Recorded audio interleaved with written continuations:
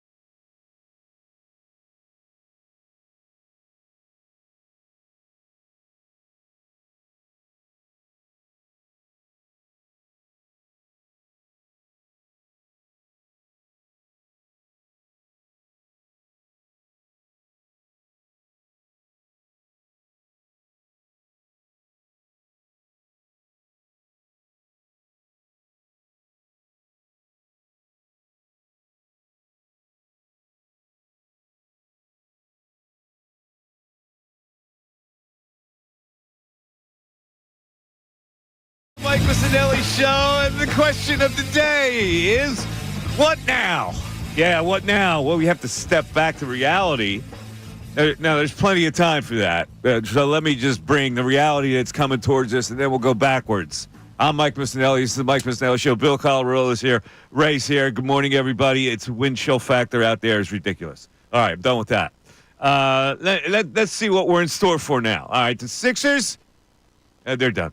The Flyers, they're done. The Phillies, well, they just started the longest sports journey ever, full spring training plus 162-game season. Let's talk about the Eagles. Today, we can relive some of those parade moments, and we can look ahead to what is next for the Philadelphia Eagles and whether this indeed could be carried on for 1 or 2 more years, maybe even 3 years, where they're at the top of the heap in the NFL.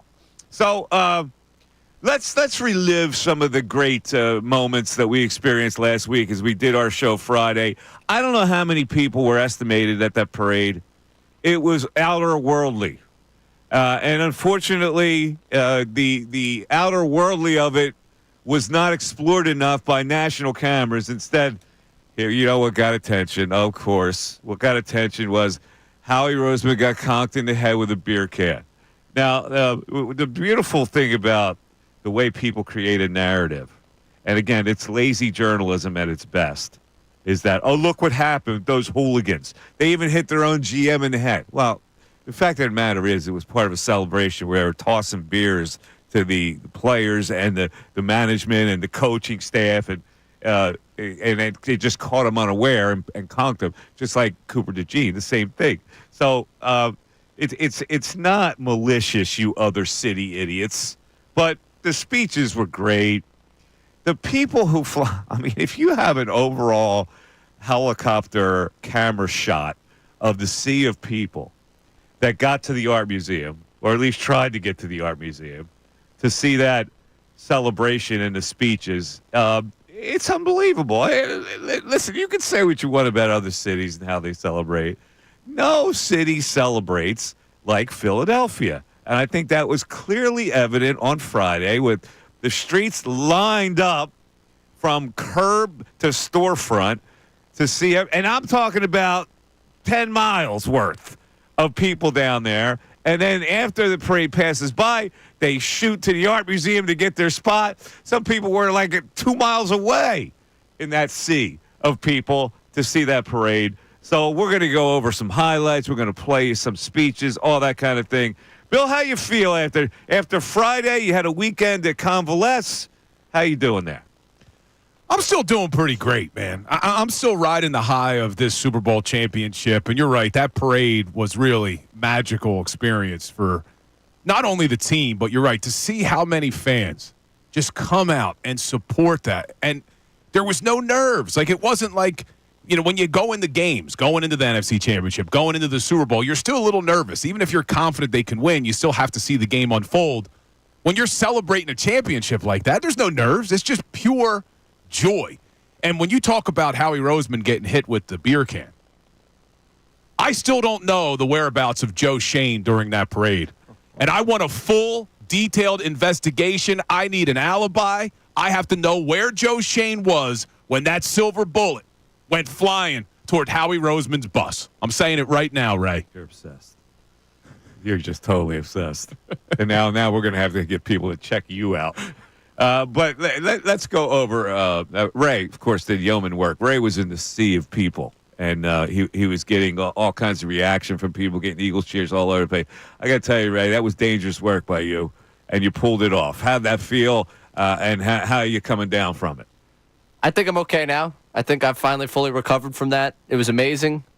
Someone had to do the brave work out there, and I was glad I could bring it to you guys. You did a fantastic job, and the beauty is that Ray had to then jump on a plane to New Orleans.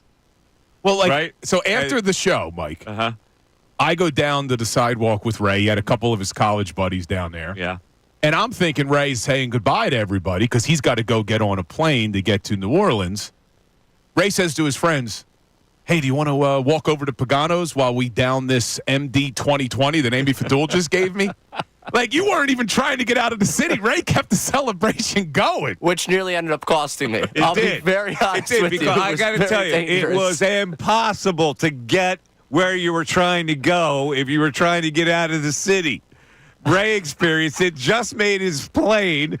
Bill experienced it in a line at Patco where he says, screw it, I'm going to go to the bar and wait it out. And he comes back and there's more people in line. And it took me 3 hours to get out of the city. You know it's bad when I tried to get on the Patco. The line was so bad I went to a bar, and how about this? I drank a beer.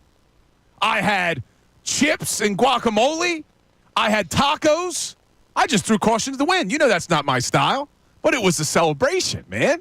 So I sat there. I watched all the speeches from the bar. It actually turned out to be kind of a nice experience. The only problem was when I went back to Patco, the line had doubled. I thought it was going to go down. The line doubled. But to give Patco some credit here, for as long as the line was, I thought I was going to be in it for a couple hours. They moved it pretty quickly. It took about 45 minutes to get through the line down to the train platform. So they did a decent job. Mike's like, no, it wasn't. Mike had a precarious situation. Mike, we're trying to walk. First of all, my girlfriend was there, so she brought her friends down. So we stayed a little extra at the hotel, and then we went to get something to eat. So by the time that was done, we had to walk. She was supposed to take me home. I had parked my car here at the station. You took her. She goes, she lives in the city. She goes, I'll get, walk to my house and get the car, and I'll take you back. So I had a back hip cramp. I just go. I walked I got to as far as Rittenhouse Square. She lives in Fairmount. Now that's a long way away. Yeah. Right. So I go. Listen, I'll tell you what. You just walk to your car. I'll stay here. I'll sit in Fairmount Park for an hour or two, whatever, how long it was going to take. So I'm in Fairmount Park. I go, okay, I'll meet you 21st and Walnut. So I start walking 21st and Walnut. I go, oh my God, I forgot my bag with my computer in it.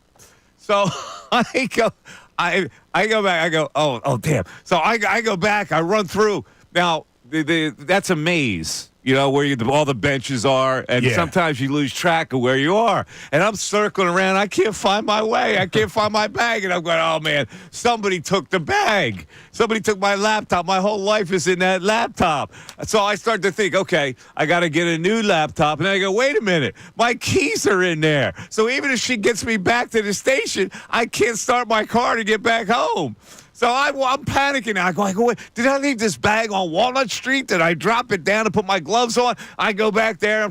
I can't find the bag anywhere. And I go, I lost my freaking bag. I'm really ticked off. All of a sudden, I see these kids that were sitting in the same row as me. They're walking by. They must have left a half hour ago. They come by and they go, hey, are you looking for your car keys? I go, yeah.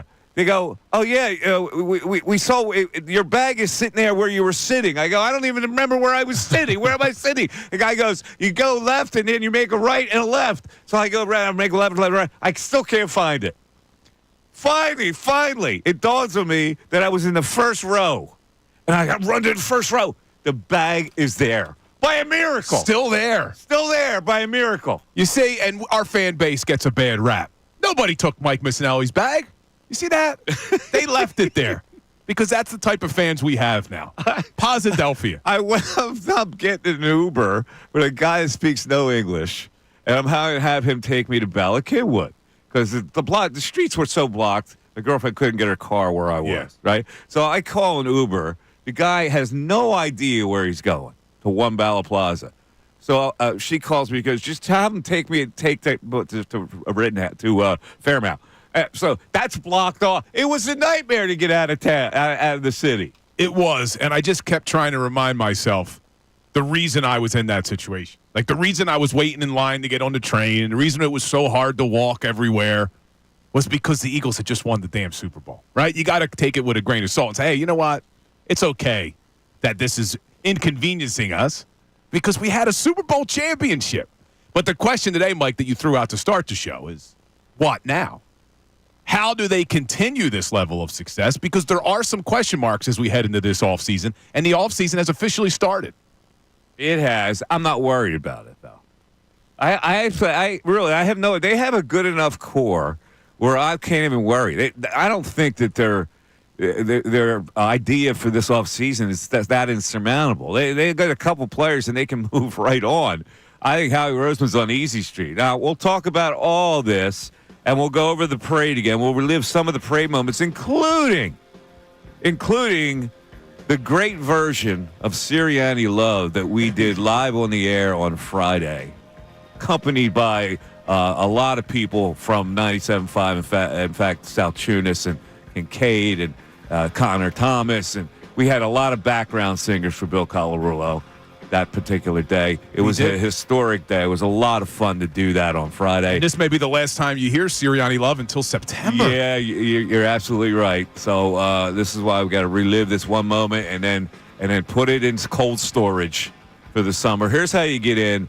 610-632-0975. The Mike Missanelli Show continues. Tyrone Johnson, Ricky Vitalico, and Silvana.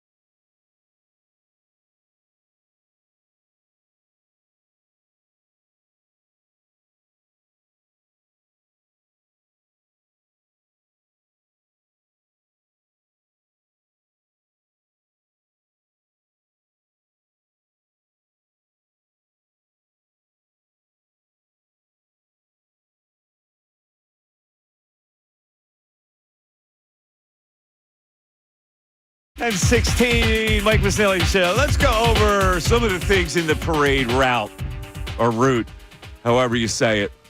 All right, so the day starts. Buses leave Lot K, Patterson Avenue, and turn up Broad Street. Jeffrey Lurie, Brandon Graham, and Jaylen Herz passing around the Lombardi Trophy as the caravan starts its way.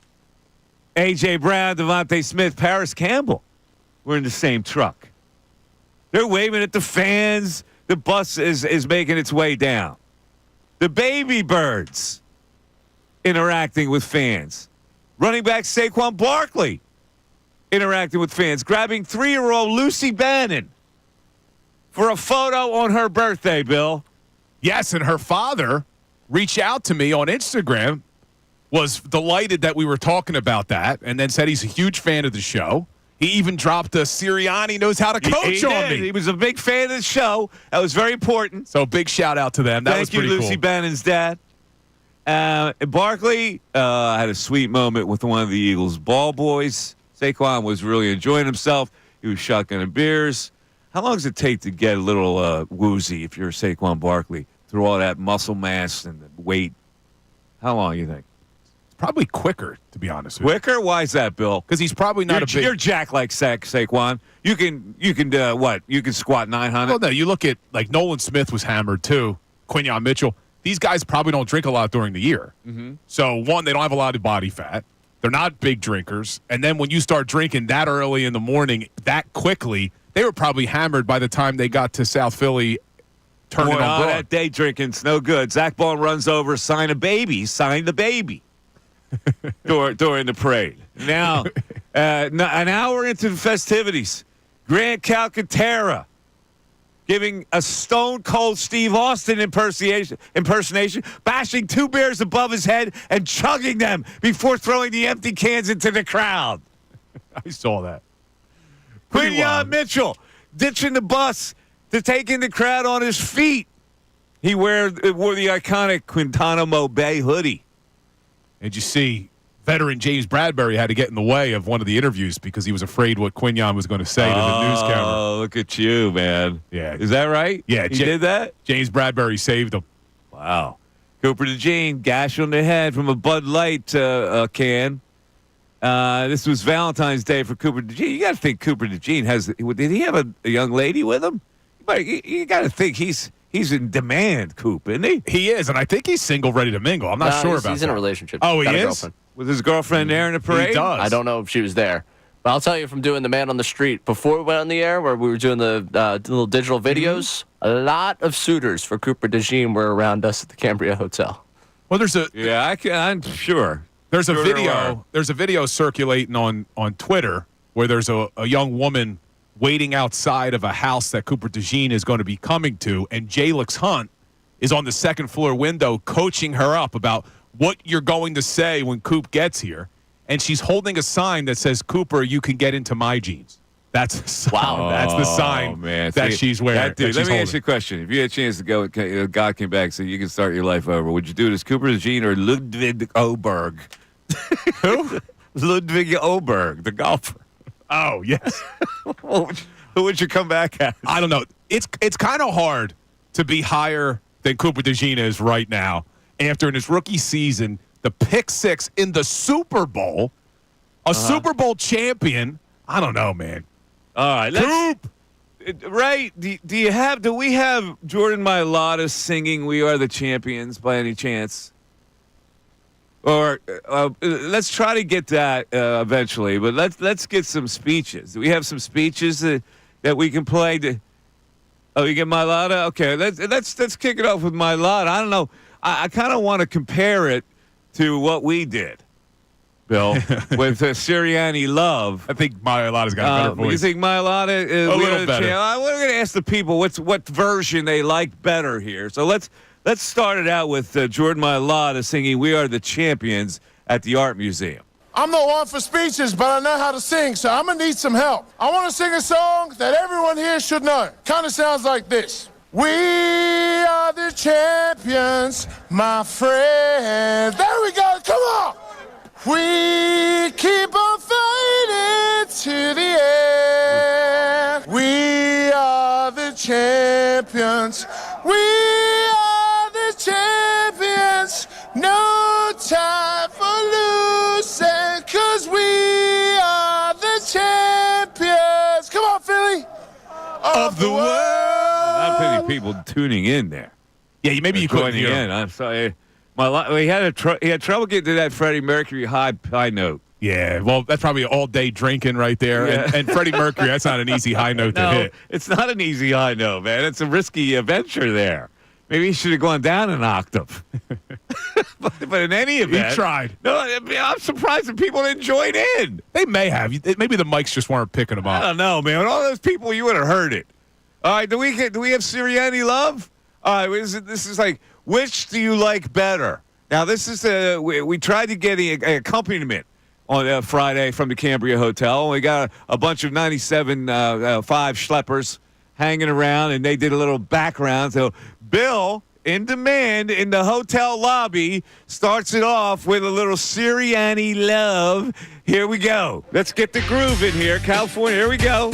All right, we got to do the parade edition. Parade edition. We're going to get it going up in here. Sirianni knows how to coach. Knows how to coach. Sirianni knows how to coach. Knows how to coach. Oh, my God. In the city Of brotherly love. I think it's worse on Brotherly replay. love. He keeps on winning. Keeps on winning. Keeps on winning. Keeps on winning. All right, let's drop some bars now.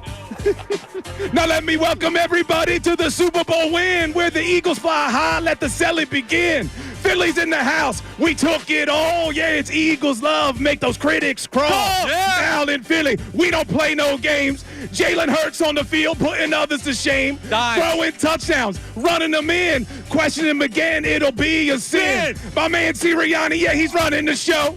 He's got the squad locked down. They're ready to go. The culture's on fire. No one can stop. Eagles took the crown. They came out on top. Let me hear it. That Sirianni knows how to coach. All right, let's get a little more going. Knows how to Go. man. That's Connor. Let's get a little more Producer going, right? Dylan and Haley. Now everybody in the 215, put your hands up and yell. There you go, folks. Yeah. Mylata versus Bill. Mylata's got nothing on me. If the masked singer wants me, I'm available. The first time Ray heard it. Ray was on the street with it. that's My right. battery pack died right when you were teasing it. What do you think, Ray? Good God. I'm glad the battery pack Everybody died. in the 215. I Ray, like that part. the shock from some of the people in the lobby who maybe didn't know this running bit that we do. Were you Yeah. eating the mic as you were singing? Dude, it sounds bad. My wife actually said to me, she goes, your singing's bad enough. Why do you have to yell? Like, why do you have to scream into the mic? I honestly think you black out as you do this, because I think watching I your do. face as you react to things you say and the way it sounds, I don't think you're actually engaged with what's happening as you're singing. Look, as much as I love Sirianni and as much as I love the Sirianni love, I'm happy that we're going to put it on the shelf for a few months. Oh, man. you wait for that contract extension. You're going to want to sing it. Oh, yeah, maybe we'll do something. 610-632-0975 is how you come in. If you were at the parade and you want to tell us what your experience was like, that's cool. We're going to play parade highlights all day long, and we're going to talk about the Eagles and what they need to do. It's really it's not difficult to see what they need to do. They're going to lose a couple, they'll gain a couple, and they'll be right back at it. Yeah, you say that, but Well, when we get back, I want to look right, at some of the let's mistakes look they at it. made after the 2022 campaign that resulted in losing 6 or 7. So they do have to be. They don't have to do a lot, but you got to be careful. You don't want to I just. tell you, this is easy street. If I'm Howie Roseman, I'm on easy street. There's nothing that complicated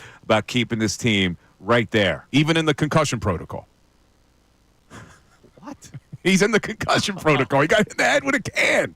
I believe for this city is a great line. I didn't think he was that clever. No, it was Mike good. Missanelli show back after this. Fanatic Sports Update. What now? I'm already done with this Fanatic Sports Update. Friday's parade marked the end of a championship season in Philadelphia as Birds won their second ever Super Bowl title over the Chiefs about a week and a half now ago at this time. Now it's time to look ahead. Plenty to look ahead to, but as we look back on the parade, probably the only thing that we can play that's FCC compliant. Jaylen Herz, thanking all of you for your support. On behalf of my teammates and myself, we want to thank you. Thank you for all of your support this year, all the passion, every ounce of it.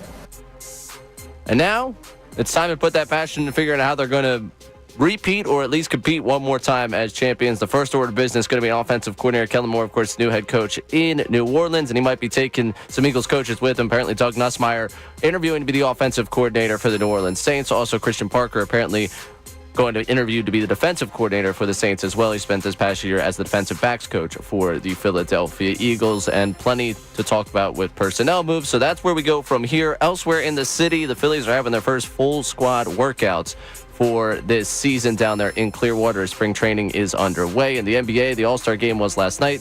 Sixers on the All-Star break and certainly need to find a groove in this second half. And the Flyers right now in the Four Nations face-off break in the NHL. This update is brought to you by Worldwide Stereo. Trade in your used audio and video gear with Worldwide Stereo's new trade-in program. Get the best possible trade-in allowance on new equipment. Visit worldwidestereo.com/upgrade or stop in store. Find out what your gear is worth. I'm Ray Dunn for 975.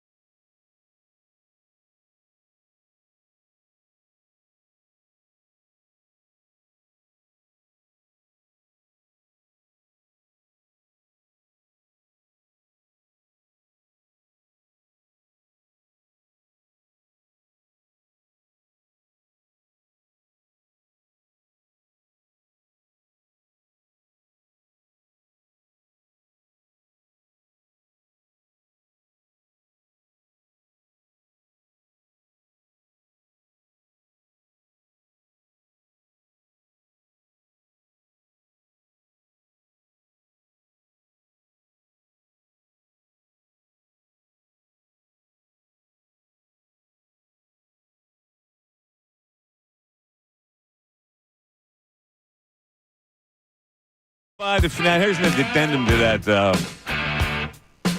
Rittenhouse Square story. So I'm sitting there, and I got the one beam of sunshine that's coming on me. It's freezing cold, man. You know what I had on. I had the guy that gave me the green hoodie that I wore at the end. Make Philly special again. Right. So I've got a ball cap on, an Eagle hat, ball cap, with the green hood over me. I'm wearing a heavy winter coat that has a fur-lined hood. I got that over me, and I got sunglasses on. Yeah. So I'm sitting there, and a guy comes by with a Shiba Inu. And I swear to God, I go, oh, my God, did he kidnap my dog? It was like identical looking at my dog. It was a female, too. So he walks past me, and I go, man, that's a Shiba Inu. I got a Shiba Inu. He goes, oh, yeah. And he looks at me, he goes, Mikey Miss? Mikey Miss? He goes, I love the fact you're just sitting here incognito. I go, how the hell did you tell it was me? I got my whole face covered. Anyway. Everybody knows Mikey Miss. I can't. It's like, come on, man. There's like 1 inch of my face you could have seen there. You know, now that you're bringing this up, I got a bone to pick with some of our listeners, and I love all of our listeners. What's the problem? So I posted a bunch of stuff of, us at the parade and all this. Universally, the response I got was, we have the best show in Philly sports talk, right? Oh, I love you and Mike and Ray. The dynamic's great. Like, universally, all these people. Can you tell your friends and family? Because my understanding is there's still idiots that listen to another station. Like, really, can you tell your friends and family to turn on our damn station at 10 a.m.? Because everyone tells us how great our damn show is. Anyway, sorry. I don't know why I'm making it a negative thing. Yeah, seriously, dude. Because it's like, I'm Eagles are Super serious. Bowl chance, man. We All just these played people Sirianni came Love out. 5 minutes ago. Where did that Take come a breath. from all of a sudden? All these people came out. Oh, you guys got the What best is that, show. Chat board? Is that The the best chat show. board? Is the chat board tweaking you? Is that what it is? Nah, they actually have been pretty good. No, I actually think your version is pretty good. I know a lot of people mock the way you sing, but I kind of like it. It's like that scene in Roadhouse where Bodie goes up to the Jeff Healey band behind the screen and goes, you sing pretty good for a blind white boy. Yeah. And you sing pretty good for a muscle-bound meathead. Yeah, that's great.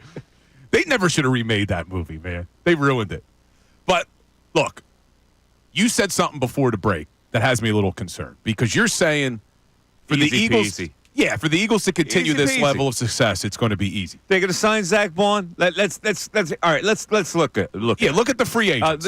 offensively, they're fine, right? Not necessarily. All So right, Becton's gone. offensively, Not a problem. you got to figure out your right guard situation. Becton's gone. Probably Tyler Steen. All right, you drafted a guy, Tyler Steen. Jeff Stoutland. Do you think he can work the same magic? You would hope so. I mean, I Tyler. got no worries then. Well, when Tyler Steen stepped in, he was okay. See, here's the other thing, though, Mike. Unless they're able to grab maybe a starting offensive guard, which you would certainly get. Drafted where you're drafted is where a good offensive guard is going to be. Yeah, and to give people some of the dates that are coming up, free agency starts March 10th. The draft is April 24th. So you're right. The Eagles may have to go offensive line in the draft. They didn't last year go offensive line early. You don't know how many years you have Lane Johnson left. But also, this was an extremely healthy season, similar to 2022. So you can't just necessarily, all right, we're going to let Becton go. We got Tyler Steen. You probably have to draft some depth. You got to sign some depth. But it's on the defensive side that's the more bigger concern. Okay, let's go to the defense side. Let's go with the big one. Zach Bond. Two big ones. Milton Williams gone. And Josh Sweat. And Josh Sweat gone. 3 starters right there. Okay. That's 3 starters. So you keep one of them. And who's the most valuable one that you would keep there? I think you got to sign Zach Bond. I think Zach Okay. Bond's the priority. Well, all right. Then there you go. Now, I would actually be okay, as great as Josh Sweat played in the Super Bowl, I'd be okay letting him get his big payday because he disappears for way too many games at a time. He does. Although, great Super Now, Bowl. Can Nolan Smith step into that void? Are you that concerned about that? Well, you got Nolan Smith, you got Jalix Hunt, but you're also going to lose Brandon Graham. I can't imagine him coming back. So you need depth at the edge. Do you trust Bryce Huff? So you got Nolan Smith, Jalix Hunt. and you draft somebody. Yeah, but you're acting like it's so easy. No. It is easy because you got starters. I get it that you need backups. It's not like you're void of a starter. If you sign Bond, you still have the starting team that you can put out there.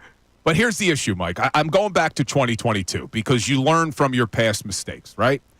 After they go to the Super Bowl in 2022, they didn't lose that much offensively. They lost their starting running back, Miles Sanders, their starting right guard, Isaac Sayamala, and their third wide receiver, Zach Pascal, but they also lost their offensive coordinator, and the offense never looked the same the following season. Didn't lose that many pieces. What's happening this year? They're going to probably lose their right guard. They're going to lose their offensive coordinator. It sounds like Doug Nussmeier, the quarterback coach, is also going. So although you have all these weapons, you did coming off the 2022 season, too. You're making this too difficult. The offensive coordinator isn't that important right now for the way they play. It's not that important. You don't need a sophisticated offensive coordinator. You need a coordinator that'll stay the course. See, I think they need a coordinator to come in here that's called plays in the past. I don't want to see, I know the name Kevin Patullo's getting thrown around a lot. Guy's never called plays before. What did Kellen Moore do before he came here? He called plays with the Chargers. He called plays with the Cowboys. What did Brian Johnson never do before he got promoted in 23? He never called plays. You're and making this like it's rocket science. The Eagles have a template now on how to play offense. That should not change, and it should be easy for an offensive coordinator. You're not going to hire a guy off the street. Plus, Becton's not that hard to replace in light of the fact you have a guy there, and you could also draft a guy late in the first round to be a guard. Listen, Zach Bond's signing, and you have 2 starters at defensive end. You got to get depth, yeah, but it's not that difficult. Listen to me. This is a very coveted offensive coordinator job because of all the weapons, and you're right. They should be able to run it back. But you need someone who has experience calling plays. It's not as easy as you're making it out to be. Yeah, it is. Listen, Kellen Moore. It was easy for Kellen Moore. But he had done it before. It's more of an art, not a science. He didn't do what he did last year. He never called plays that way. If he can call plays that way, anybody can call plays that way. I disagree. See, I think calling plays is an art. It's not a science. It's something that you're either good at or you're not. Now, you can grow. Absolutely no worries about them staying on top. None. They are in a position where they don't have to rebuild at all. They just continue it. Mike Missanelli Show, back after this.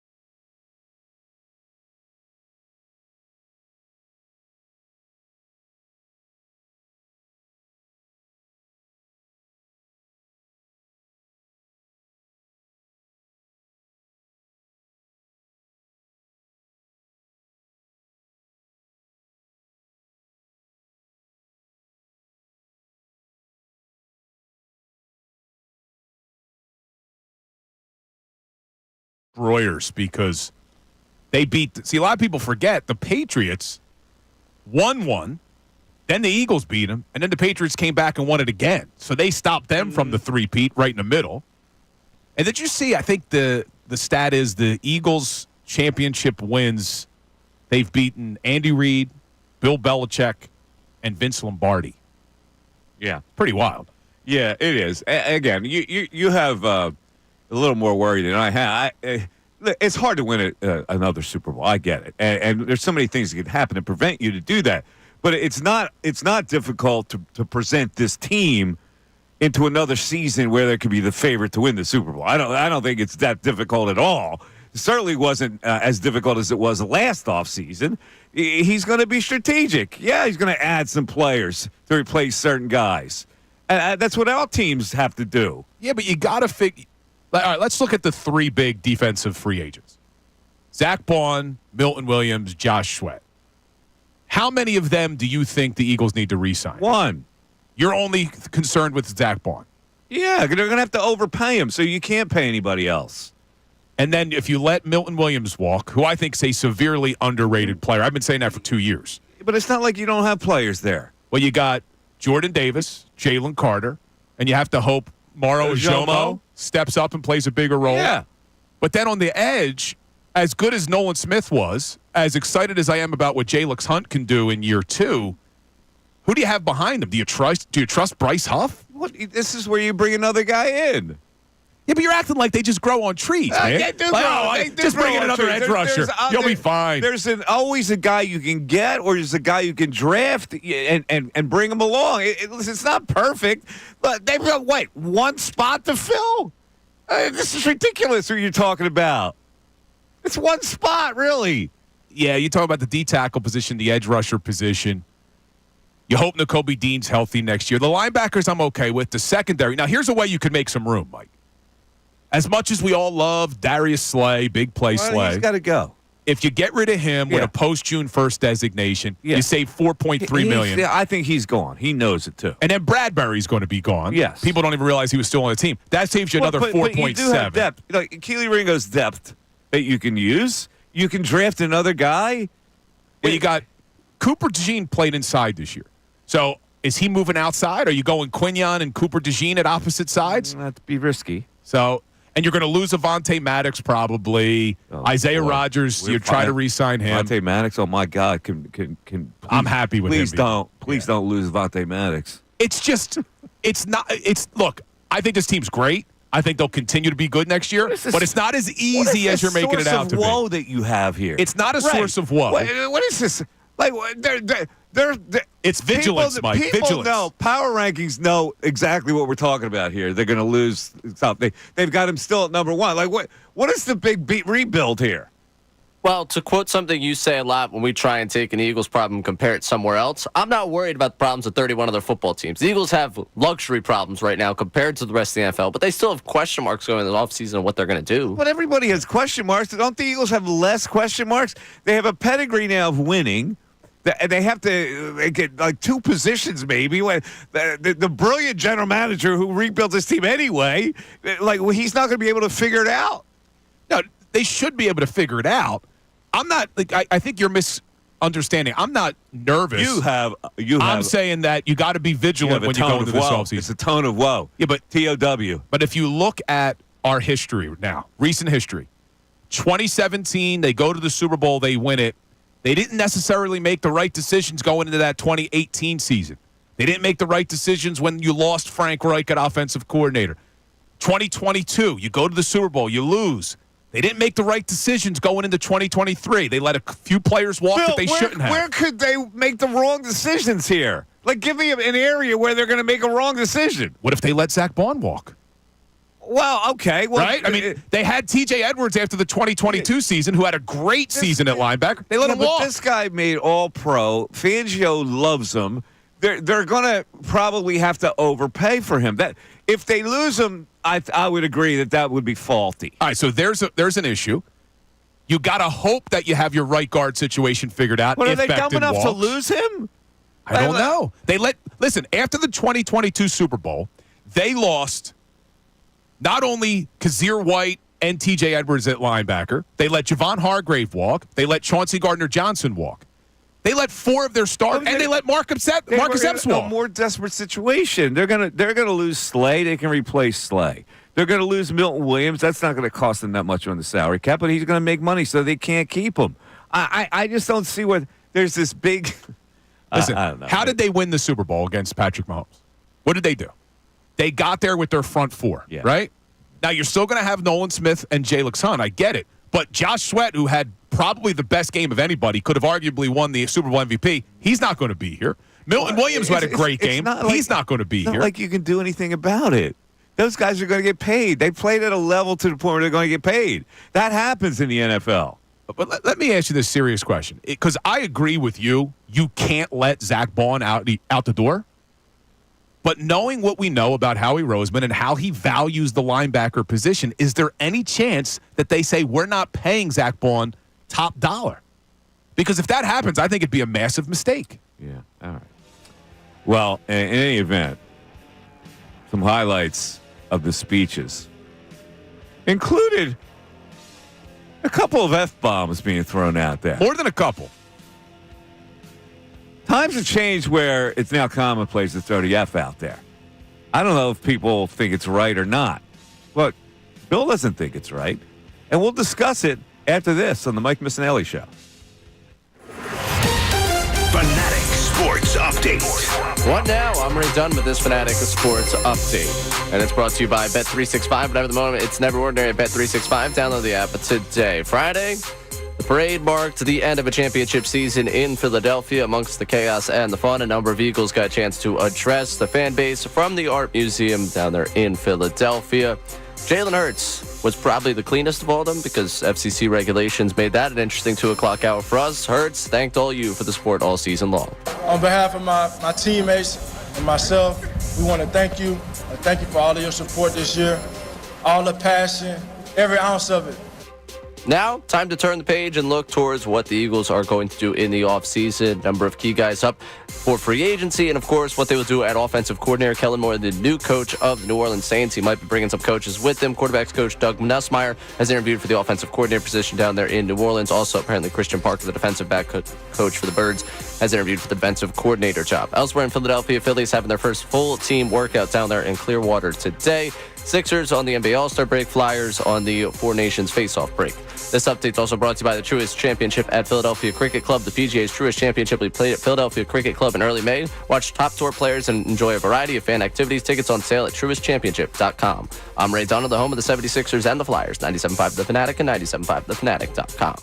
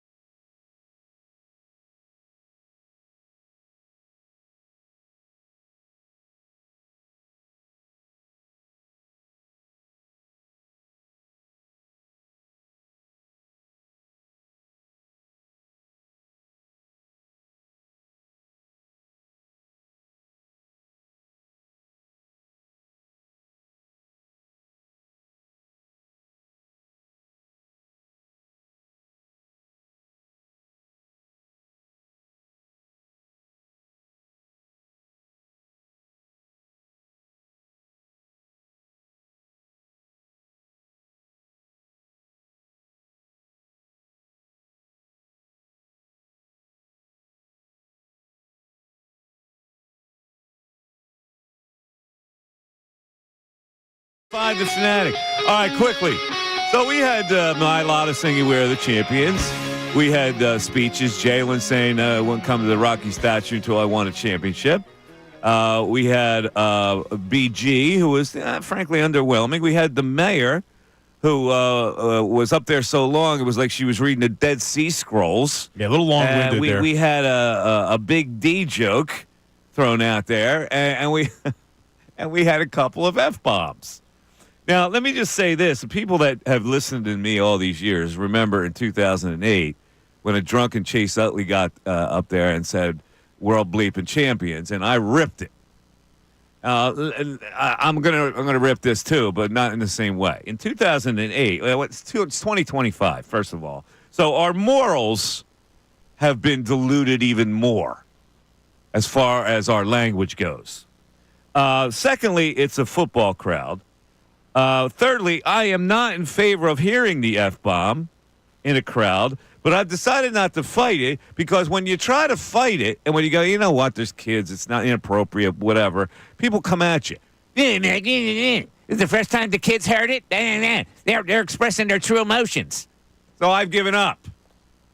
You've given up. I've given up when I try to be desensitized to the F-bomb now when athletes think that it's a macho way to present themselves. You see, what you just said is my problem with it. You said that you try to be desensitized to it. Yeah. That's my issue is it's overused now. Like when Chase Utley did it in 2008, it was raw, it was inappropriate, it was edgy, it was surprising. Our jaws all dropped like, oh my God, what did he just say? World bleeping champs.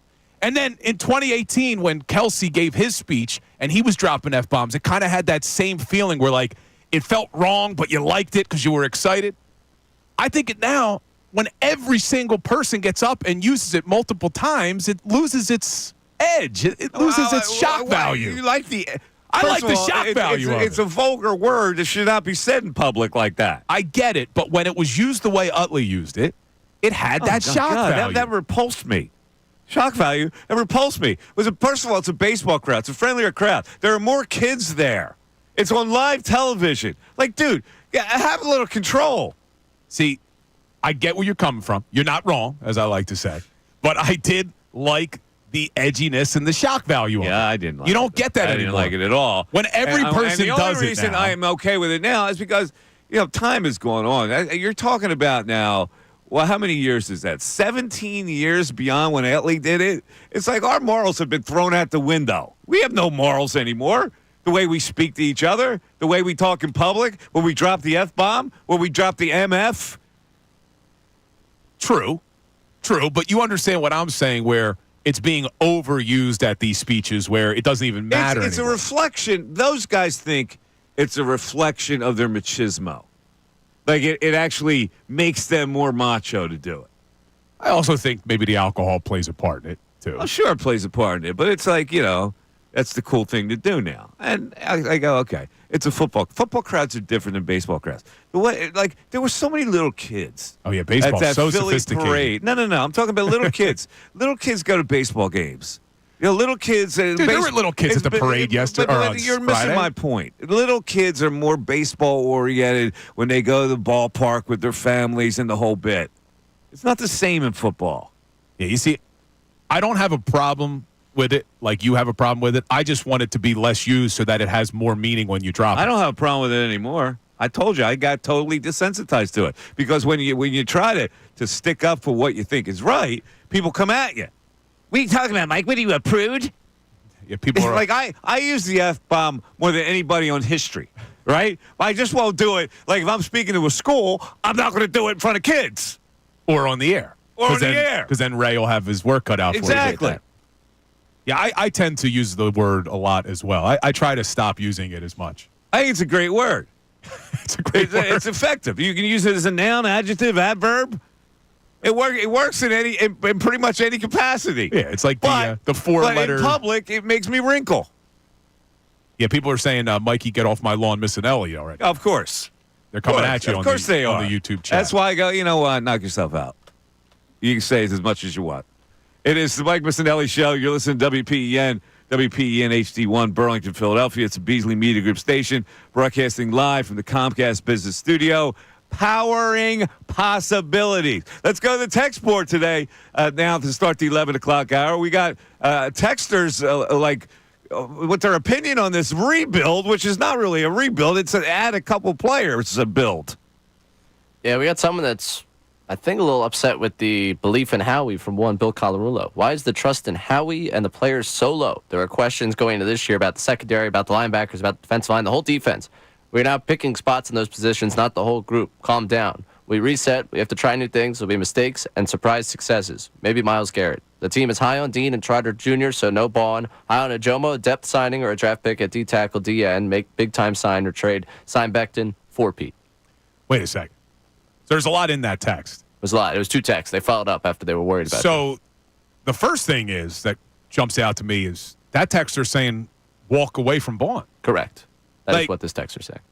You can't walk away from Bond. And this is my exact problem now. He's saying that why is Bill questioning Howie Roseman? I'm not. First of all, Howie Roseman's not perfect, all right? Very good. I said last week I would give him a lifetime contract to be the general manager because he's going to have more successes than failures. But letting Bond out the door would be a massive failure. This has been a revolving door position for the Philadelphia Eagles.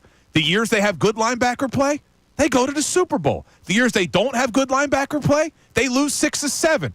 It's not rocket science to look at the defenses over the past few years and look at when they've had their most success on defense, they've had good linebackers. You can't risk losing a Defensive Player of the Year candidate in Zach Bond, who's playing the position for the first year ever. Imagine how much better this guy may actually get.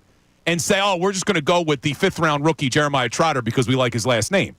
Come on, man. The linebacker position is something that has been neglected time and time again. You can't make that mistake when you have Zach Bond in your building.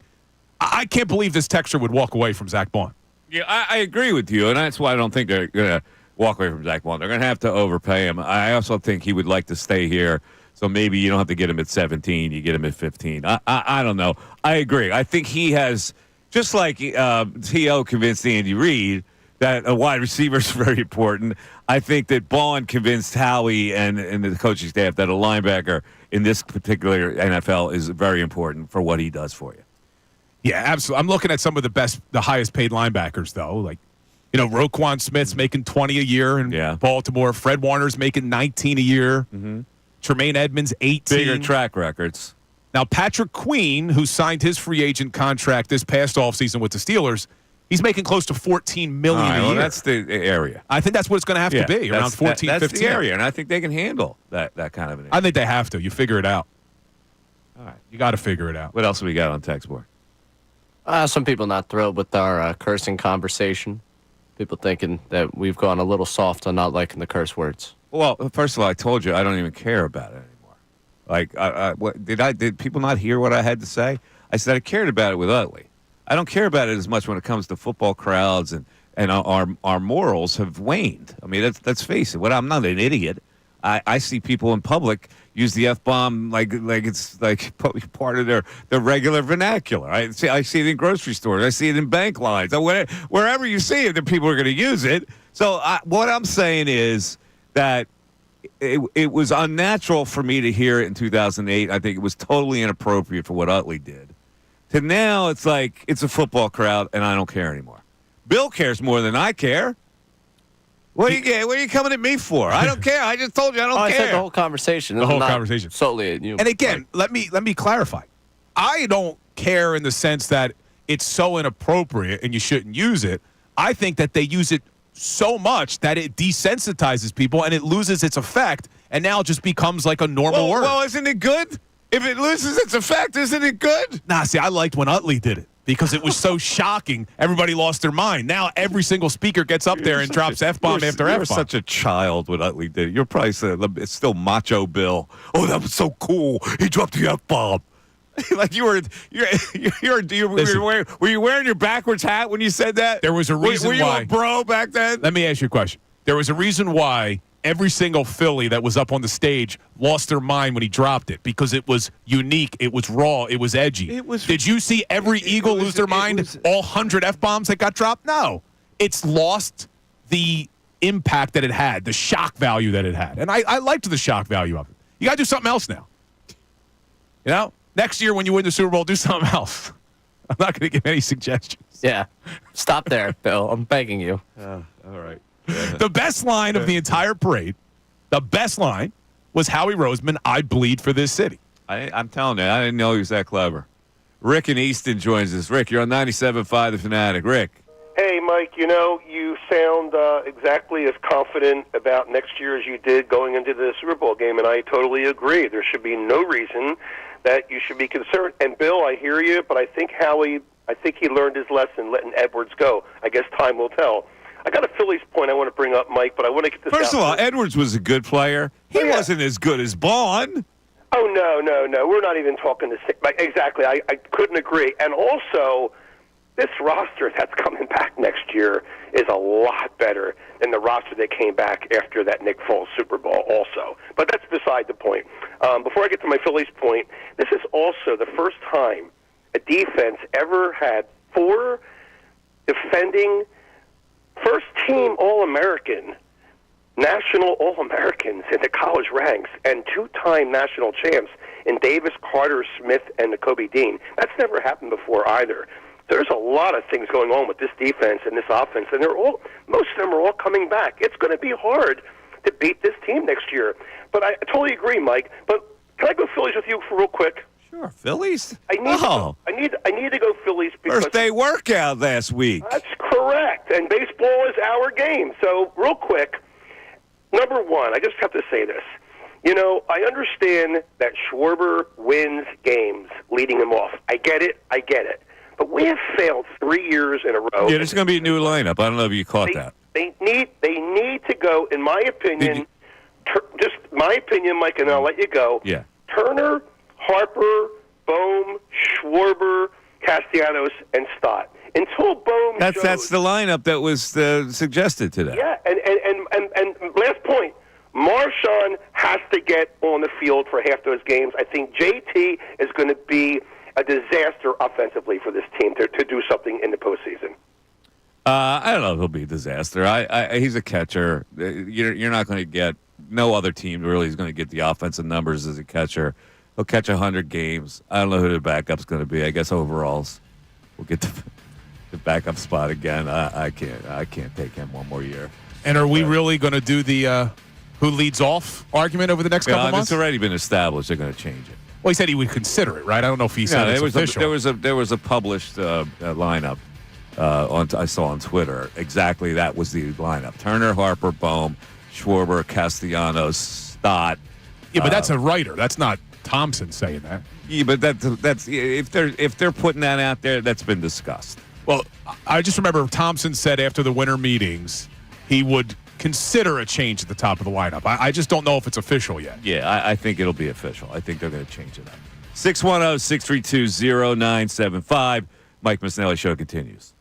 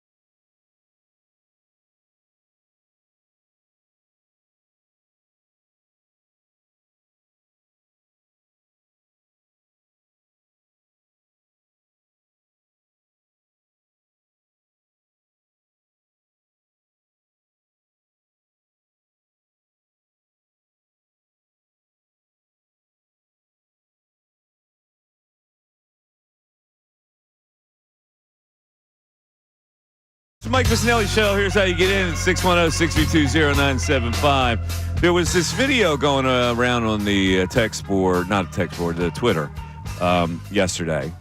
I think it was Paul Skeens for the Pirates. So there was a Pirate player.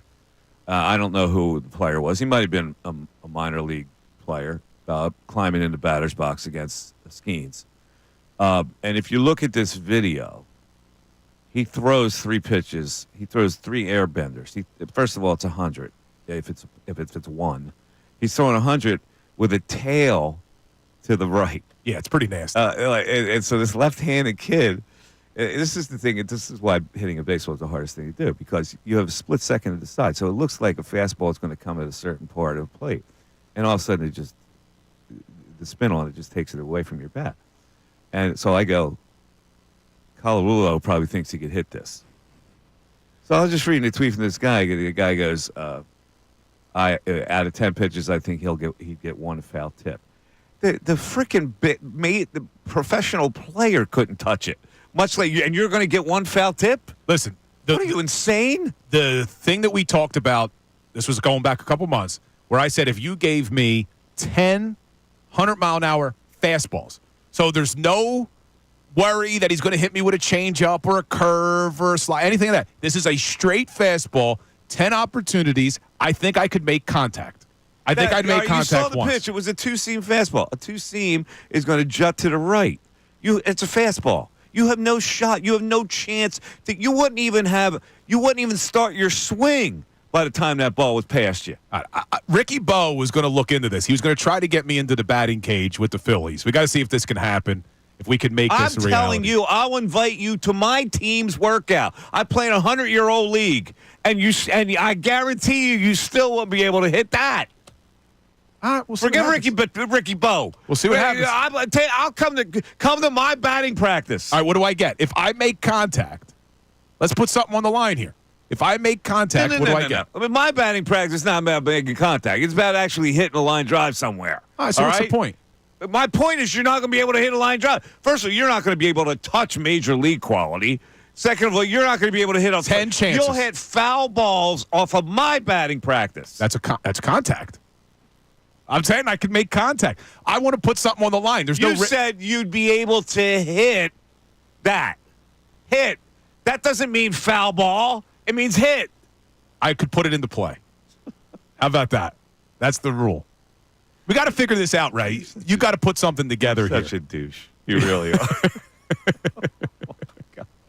The worst part is I haven't swung a baseball bat in years. I'm saying I can do this. Oh, my God. You can't. You definitely have the biggest, first step where you're going to be trying to kill the baseball. And that's going to kill you at any sort of timing. Probably. But I think 10 times would allow me to, You think you'll be able to develop a toe tap within 10 swings? I'm an athlete, right? You were an athlete. You know what we need to do, though? Just so if I get out of my comfort zone and I go play baseball, I think I got to get Mikey Miss on the ice. We'll do a little ice hockey. Mikey Miss has played more ice hockey than you've played baseball. I will guarantee you that. That's possible. How long did you play hockey for?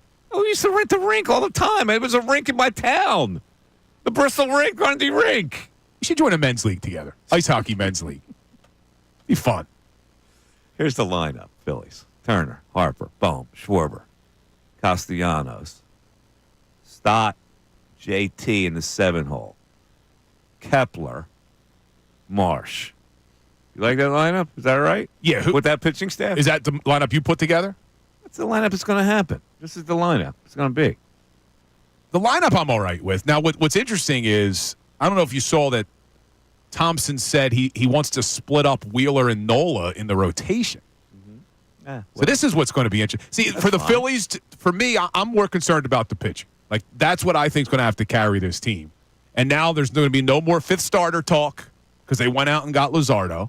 So you're not going to hear me complain about the fifth starter anymore about Dombrowski.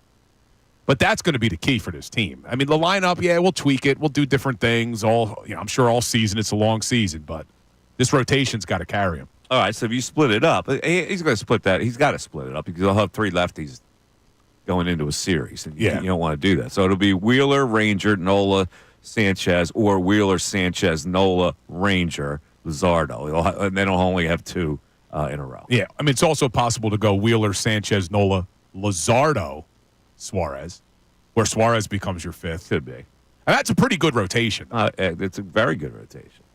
So I'm happy with that. I'm just still shocked that this is what the outfield's going to be. Like, I'm still surprised that after the issues that they've had with the left field, center field, platoon, and all that this is what they decided to do. But who knows, man? There's still a trade deadline. All right, let's see how things work out. Kepler's going to be their everyday guy. They're going to platoon in center. Yeah, but if you're platooning, I guess you don't let Marsh hit left-handers still, right? So you don't platoon in left and center where you have Marsh. No, you're right. So Kepler will be every day? You have Williamsport platooning with Marsh. What's Kepler do against? See, you didn't even get that. You go to your next thought. Like I go Williamsport. The normal guy Williamsport. What does that mean? You go to the next thought. All right, just like a rough do it path. again. Do it again. They're going to have Williamsport. Who's Williamsport? Platoon with Marsh. Who's Williamsport? Well, you know who Williamsport is. Now, why do I call him Williamsport? I don't know. Because he hits like a little leaguer. Oh, Jesus. Oh. Right. Mikey missed on a roll you today. got that right away. Yeah, I got that right away. Ray got it right away. Lunkhead over here can't get it. Yeah, call Mike Butter because he's on a roll, baby. Oh, my God. Ladies and gentlemen, This is very bad. it's all-star season for the 2 winter sports, hockey and basketball. Couldn't be more different between those 2 sports. For the first time, maybe in my life, I didn't know I watched 1 second of the NBA All-Star game. But I did watch the skills competition on Saturday night. I like the skills competition. I like the three-point shot. What needs to be fixed is the dunk contest. Now, Mac McClung put on a show again, and he won his 3rd straight. G-Leaguer, the kid can't get in the league. So they trot him out here, and they give him a couple $100,000, and he goes away. They pat him on the head. And next year, Mac, we come back. Don't worry about it. So here, I've had this idea for 20 years, and nobody in the NBA office will listen to it. The way you jazz up this, because nobody wants to participate. No, the big stars want to participate in the slam dunk contest. They don't want to get embarrassed by losing. The egos have gotten to the point where I make enough money. I don't need to do that. So you got to give them incentive to do it. My idea has been pristine on this. NBA puts it in their standard contract that it's $1 million incentive for anybody who accepts the invitation to perform in the slam dunk contest. In other words, the NBA will only give marquee names the invitation for an extra $1 million. Now, you're saying, well, an extra $1 million. Well, $1 million's $1 million, all right? $1 million gets your attention. So then you put the NBA players that you invite, the 4 NBA players, versus 2 from high school, 2 from college, and 2 from YouTube videos to participate against the NBA players. Now, the NBA players would have peer pressure to not surrender the dunk title to any young punk. I believe that would be enough incentive, in addition to the $1 million incentive in your contract that the NBA in the collective bargaining agreement puts in your standard contract, to have a better slam dunk contest. Now, you're telling me that wouldn't collect eyeballs? It's a brilliant idea. Here's the issue with it. They already don't care about losing the dunk contest to a G-Leaguer. So you're saying they're going to be peer pressure not to lose to a high school kid or a YouTuber. They don't care about losing to a G-Leaguer. Because there's no money incentive in it. Yes, but you're saying there's no pride incentive. But $1 million to these guys, is it worth risking their ego to lose to a high school kid or a YouTuber? I don't know if it is. All right, then you compel them in the standard contract that when invited, you just like they compel guys, you have to play during TV games. Well, guess what? When invited, you have to participate. Maybe this works. How do you fix the game itself? Because the All-Star game's a joke, I don't too. care about the game. It's all about the skills competition now anyway. There's only one All-Star game that should be played. It's the baseball All-Star game. They should eliminate, and the NHL did it, and the NBA should do it, and the NFL has done it. Well, get rid of the game itself. It's all about skills now. We got to talk about the four nations in the NHL, man. No, we don't. Oh, yes. 610-632-0975. Mike Missanelli Show continues. Fanatic Sports Update. What now? I'm Ray Dunn with this Fanatic Sports Update. Friday's parade marked the end of a championship season in Philadelphia with the Birds winning their second ever Super Bowl title. Number of players got a chance to address the fan base from the Art Museum at the end of the parade, thanking them for their support all season. Plenty of colorful language, plenty of drunk guys up there as well as plenty of drunk fans out there in attendance. Jaylen Herz thanked the fans for their support this season. On behalf of my teammates and myself, we want to thank you. Thank you for all of your support this year. All the passion, every ounce of it.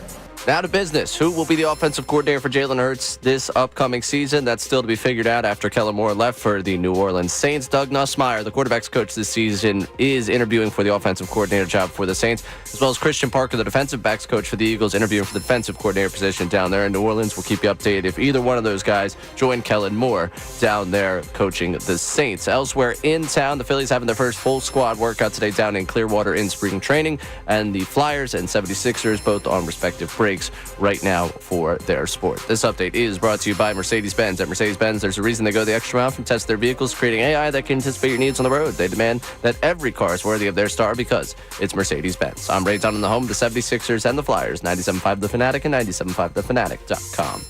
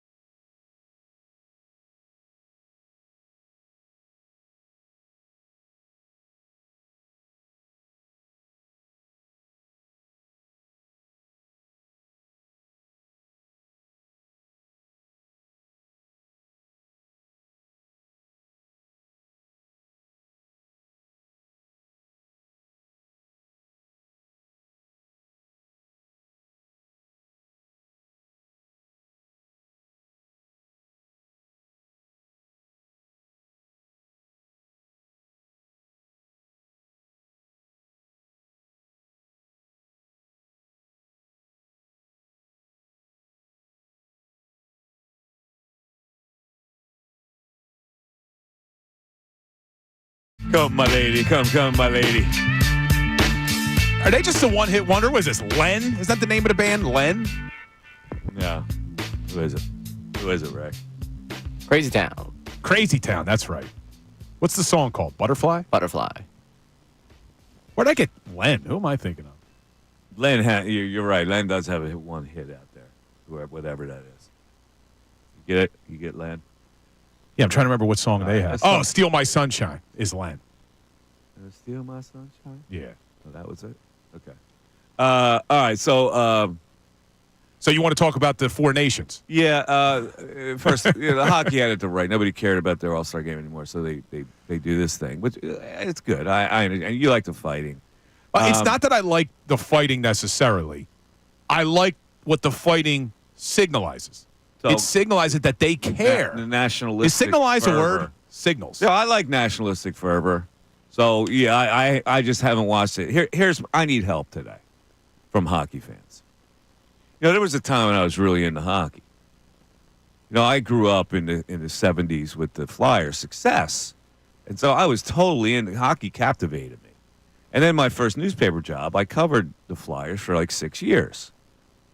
And then for some reason, after the Lindros era, I completely lost my affection for hockey to the point where I can't even watch a face-off anymore. Now, I'm not saying that's right.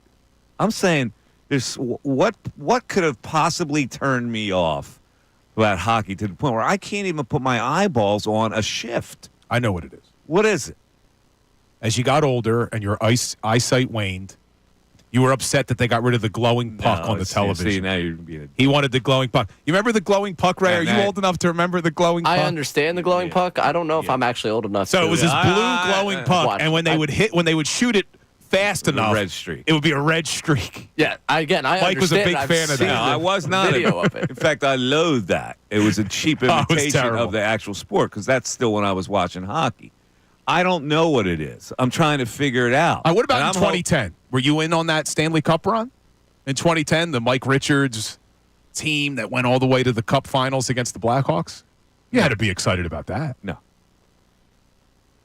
See, I don't know how you get more excited. That was a great run by that team. The comeback against the Bruins when they were down 3-0 in the series and 3-0 in Game 7. You weren't excited about any of that. No. See, you're just I don't know what You it is. lost your love for the Something sport. turned me off about hockey. I lost my affection of the sport, and I don't know what it is. I've had this conversation with myself many times. Like, what is it about it that now? Listen, we don't talk hockey because we play hits here on Sports Talk Radio, so we don't have a lot of conversation about hockey. And people say, "Well, you don't do that because you hate hockey." No, we don't talk about it because we hate hockey. We don't talk about it because if you have a pie chart, you can't talk about a 3% part of the pie and lose the other 97% of your audience. That's the reason why we do it. And a lot of people don't understand that. But I legitimately lost my affection for hockey.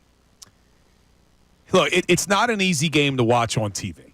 It's a lot better in person, which is different than football, where football's actually better on television as far as watching the game. So that affects it. But I just look at the way these guys play, and talking about this Four Nations thing that they're going through right now, these guys are playing their asses off, Mike. I mean, they're acting like this is the Stanley Cup playoffs. Because hockey players are a different breed. They play with pride. They play with the pride of the sport, and they're not making the kind of like if you're an NBA player and you're making $62 million, and you can tell people to go screw off, you don't feel like playing tonight. You can get away with that. You can't get away with that in hockey. There's a code in hockey for hockey players to play. And you play hurt, and you play with broken limbs, and you play with cuts that need stitches, and you do all that stuff. And I admire that part of it. But there's something that lacked for me in today's game that I don't know. I don't know what it is. It might be because it's the goalies now are 6'7" with monster pads, and it's really tough to score anymore like it used to be. And I go, it just bores me now. Does it have anything to do? Well, I guess not. I was going to say, does it have anything to do with how unsuccessful the Flyers have been? It probably in recent does. years? The lack of success for the Flyers for these many years has probably turned me off. But if you weren't even into it in 2010 when they made the Stanley Cup run, I was just beaten down. I was beaten down by the mentality of the city as they looked at hockey. When the game changed to speed, the Flyers were one of the last teams in line to adapt that type of style of play. Yeah. And I go, it's like the 70s, in a sense, created the Flyer fan. And the Flyer fan didn't adapt as readily as other cities and other teams and the way they had to build their teams.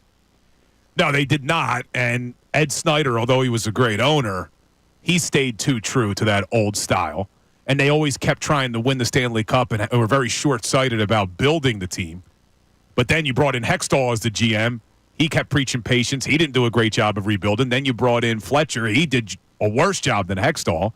We've been patient as a fan base, but I could see how some fans have been look at it off. now. you were all optimistic talking about, they're going to make the playoffs. Yeah, I know. And look at it's still the same. It's the same story almost every year now. I know. It's frustrating, but you have to just – I was going to say you have to have faith, but that's what the Flyers fans have had for a while. Why do you have to have faith? Because it's Keith Jones and Danny Briere? Because they're just getting started. I love both of them, too, but come on now. You know why you have to have faith? Why is that? Matvei Michkov, baby. Hit it, Ray. Hit it.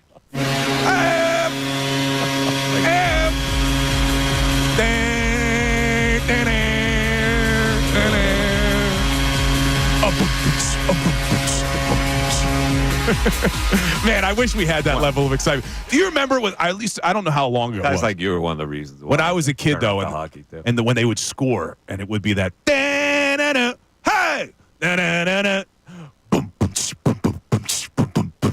You know, bother me. It really started to bother me As they got bad. What started to bother me was that douchebag behind the net with his signs. Oh, you don't like Sign Man? Sign Man's the best, man.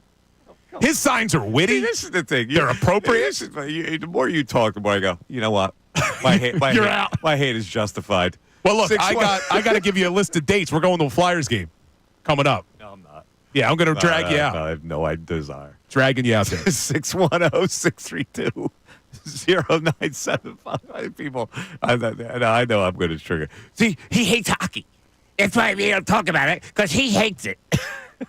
You do have to watch it in person. I'm telling you, I was a hockey guy, and I lost it. And I don't know why. I can't explain it. Maybe people can explain it to me. I'm not happy about it.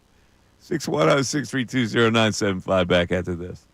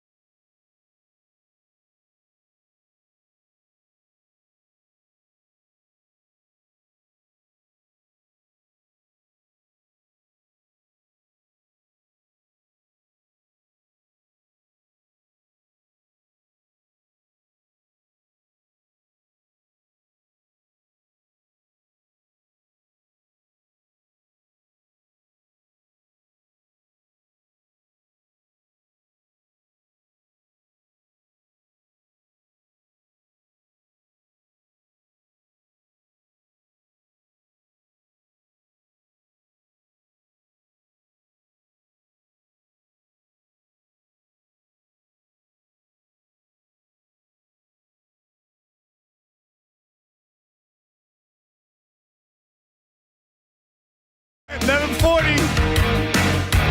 Mike Missanelli Show. I was just thinking of this.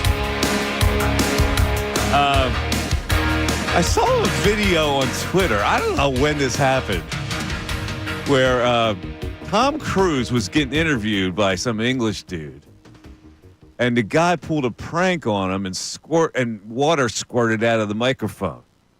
I didn't see this. You got to look at this. Tom Cruise is standing. This guy, if you're doing an interview, I guess it was a Brit, but the guy was British, and he asked him a question, and then all of a sudden he pushed a button on the microphone, and it squirted Hanks in the face. I mean, Tom Cruise in the face, and he went off on the guy. Did you see that? I did. You not. looking at it? I'm trying to find it. I haven't found it. It was on Twitter today. It was on X today. Just hearing that song made me think of Tom Cruise. Highway to the Danger Zone. Yeah. Well, see, I'm trying to figure out how your brain works, so that makes sense. Yeah. A little Top Gun reference. Top Gun, yeah. I used to tweak Flyer fans, and I think I've tweaked one. There's a guy on hold. I used to tweak him intentionally. I used to say stuff like, they really got to jazz up the game, and I suggested things that they could do. Like I suggested the two goalie system. Oh, Jesus! Stop it! No, hold on a second. Listen to me because it's pretty funny. You would have two goalies. The back of the net would also be open. So there'd be a goalie in the front and a goalie in the back, and the goalie in the back would have a rear view mirror attached to. You're making my ears bleed. Please make it stop. So you could score. Dude, I'm still getting used to 3-on-3 overtime. You score bank the puck off the back, like over the back wall, and then we'd have to make two stops, right? And then I said this was really brilliant. If you really want to replicate the boys growing up playing hockey in Canada, you'd have a spot in the ice that would actually be a pond covered by thin ice, and you have to check a guy into that area. Why are you trying to make a joke of a great sport? And I don't understand how you're not paying attention to this Four Nations thing. Tongue in cheek, right? But people would get off. Yeah, they get all worked up. They get all worked up because they defend. Hockey fans defend their sport like no other. But how are you not into what's going on with this Four Nations I have no thing? desire. Even non-hockey fans are into it. I have absolutely no. Unless it's the Olympics, I'm out. But did you see what happened to start the USA-Canadian game? Yeah, I know. There were fights. Three fights in the first 9 seconds. Which makes this whole sport ridiculous. See, here's where here's where you a lose me. meathead like you loves the fact that they fight in hockey. Let's bring this full circle to something that you relate to, which is baseball. You have no problem with a pitcher getting on the mound and throwing a 100-mile-an-hour fastball at somebody if he shows up the opposing team. For some reason, you don't listen to what I say. The reason I'm okay with that is because baseball polices itself. So does hockey. That's the point of fighting. Itself. Hockey has 3 officials. No. They send you to the penalty box for an infraction. There's no penalty box in baseball. What are you missing here? Okay. How are you okay with throwing a 100-mile-an-hour fastball at somebody, but you're not okay with 2 men dropping the gloves and going head-to-head in a fight and then patting each other on the back after saying, good fight? Are you kidding me that you're going to just allow a fight and you think that legitimizes a sport? See, this is why you grew up as a Flyer fan. This is probably why I turn off. Because Flyer fans accept fighting, and it's ridiculous to sit there and let 2 guys fight each other. In any other sport, would that happen? No, but hockey's not any other sport. Oh, stop it. It is a part of hockey. You are a brainwashed hockey meathead. It is a part of hockey. It does police themselves. You're right. There's refs on the ice. It doesn't change the fact that they still police themselves. You're going to take a big hit on one of our stars? Guess what? You have to answer for it. You're going to have to answer for it, Mike. Let me explain something to you, all right? I used to love the fighting. I grew up with the fights. There was nobody to grow up with more fights than me in the era when it happened. Right? I've seen every great Flyer fighter through history, and I loved Ben Wilson as the best fighter of it all. I loved the Glenn Cochrans and the Dave Browns and so on and so on. And you know what happened to me?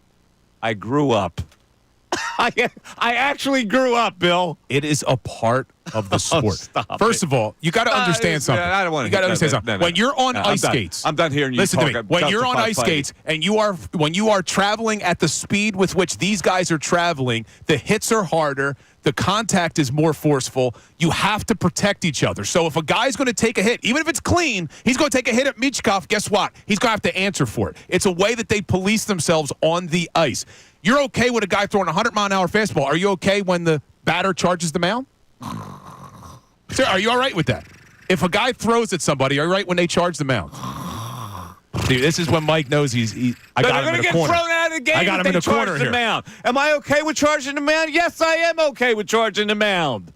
You're also going to get thrown out of the game. You're out. How are you okay with charging the mound in Because baseball? you're serving a penalty of 2 to 5 minutes, and then you're coming back to play. It's ridiculous. It's a part you of the allow sport. them to fight, and you don't even break it up. You allow them to fight. It's a part of the sport. It's not fighting. What? Watching two guys beat each other's brains in is part of the sport. It is a part of the sport. It always has been, my and it's a God. way that they can And police it always themselves. has been. That's why it doesn't get national popularity.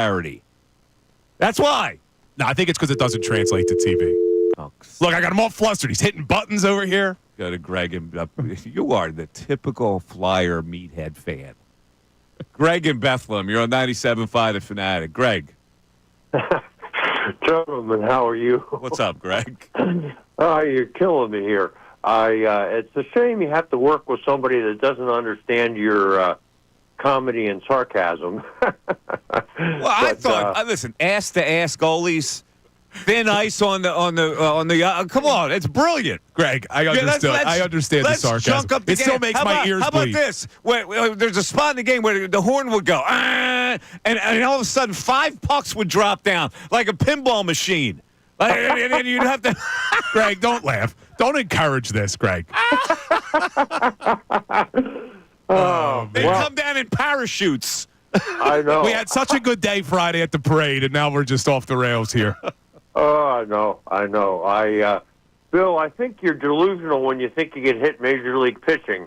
But I wanted to talk briefly about the Eagles coaches and why when we have a premier team on both sides of the ball, we would be looking at losing the quarterback coach and the defensive backfield coach.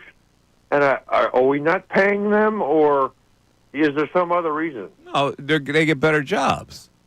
They're getting a higher level jobs. You can't stop. Well, you can, but why would you? You know, there's a certain salary structure. If they're getting a better job with more responsibility, that's a higher paying job. You don't overpay to keep people like that. You're stopping them from advancing in their career. Well, if you think that they're somebody you want to keep, why wouldn't you pay them more? Well, it's not. It's the title too. They're getting a better title somewhere else. Well, I mean, I understand with Kellen Moore, but with the quarterback coach and the defensive line or defensive backfield coach, I thought they were going to parallel jobs. No. Well, first of all, Doug Nussmeier, who's the quarterback coach for the Eagles, has followed Kellen Moore everywhere. He was with him in Dallas. He went to the Chargers with him. And this would be a promotion for him. He'd go from QB coach to offensive coordinator, which makes sense. And then Christian Parker right now is the passing game coordinator and D-back coach for the Eagles. He's being interviewed for the defensive coordinator position that's currently occupied by Vic Fangio. So these would be 2 upgrades for these guys. Now, I don't think Parker's going to go. I'm hoping. Because it looks like they got their heart set on Brandon Staley, the former Chargers coach. Kellen Moore obviously has a relationship with him. But, right. These are, like Mike said, this is about opportunities for these guys. All these guys have the goal of wanting to be a head coach. And it's higher pay. There is a salary structure where salaries are higher for higher paid jobs, for more prestigious jobs. So the Eagles aren't going to break that. Well, I didn't realize they were moving up. I thought they were moving parallel. No, with Kellen, listen, the Kellen Moore deserves a right to take him with him. It's not that big of in my opinion, it's not that big of a deal. You can find coaches. Well, the defensive backfield coach, I thought the defensive backfield, the players really had a connection with him, And I was concerned more about that than the Yeah, quarterback. they probably do, but you're also talking about very talented players that came in here. So I really don't think it's that big of a deal. You do. You think Yes. it's more of a big deal. I'm hoping Christian Parker stays. I think he did an excellent job this season. A lot of young players on that defense. You're right. They're talented, but a lot of young players. But I do think that you are underestimating a new play caller. Yeah. Like, Kellen Moore did an excellent job of calling plays this year. Shane Steichen 2 years ago, excellent job of calling plays. I felt like Brian Johnson, whether it was because it was Sirianni's offense or not, didn't have that art of calling plays. That's not something that's easily replaceable, Mike. All right. News coming up. We got a caller that says, I know why Mike doesn't understand the sport. Now, you're right. I only covered it for 6 years. I have no, and I played it, and I was in on the heyday of the Flyers. Nah, I don't understand the sport. News at noon coming up after this. Fanatic Sports Update. What now? I'm Ray Dunn. This update is brought to you by Bradford White Water Heaters. When you need a new water heater, choose one that is built to be the best. Choose Bradford White. Friday's parade marked the end of a championship season in Philadelphia, the second Super Bowl title in Eagles history. Amidst all the chaos and the fun, a number of Eagles got their chance to address the fan base from the Art Museum steps, celebrating a championship, and Jaylen Herz took the chance to thank the fans of Philadelphia. On behalf of my teammates and myself, we want to thank you. Thank you for all of your support this year, all the passion, every ounce of it. Now back to business. Who will be the offensive coordinator for Jaylen Herz next season? That's a big question coming up in the next couple of weeks. Kellen Moore, of course, taking the job with the New Orleans Saints, and he might be taking a few coaches with him. Doug Nussmeier, the quarterback's coach for the Eagles, has interviewed for the offensive coordinator job down there in New Orleans. Defensive backs coach Christian Parker is apparently interviewed for the defensive coordinator job down there. So those are two names to watch that might be leaving the Eagles coaching staff alongside Kellen Moore. Phillies with their first full team workout today down there in Clearwater in spring training, and the Sixers and Flyers right now on their respective breaks. This update's also brought to you by Discover. Do you know what's accepted at 99% of places that take credit cards nationwide? If you guess Discover, you guess right, based on the February 2024 Nielsen report. I'm Ray Donald, the home of the 76ers and the Flyers, 97.5 The Fanatic and 97.5thefanatic.com.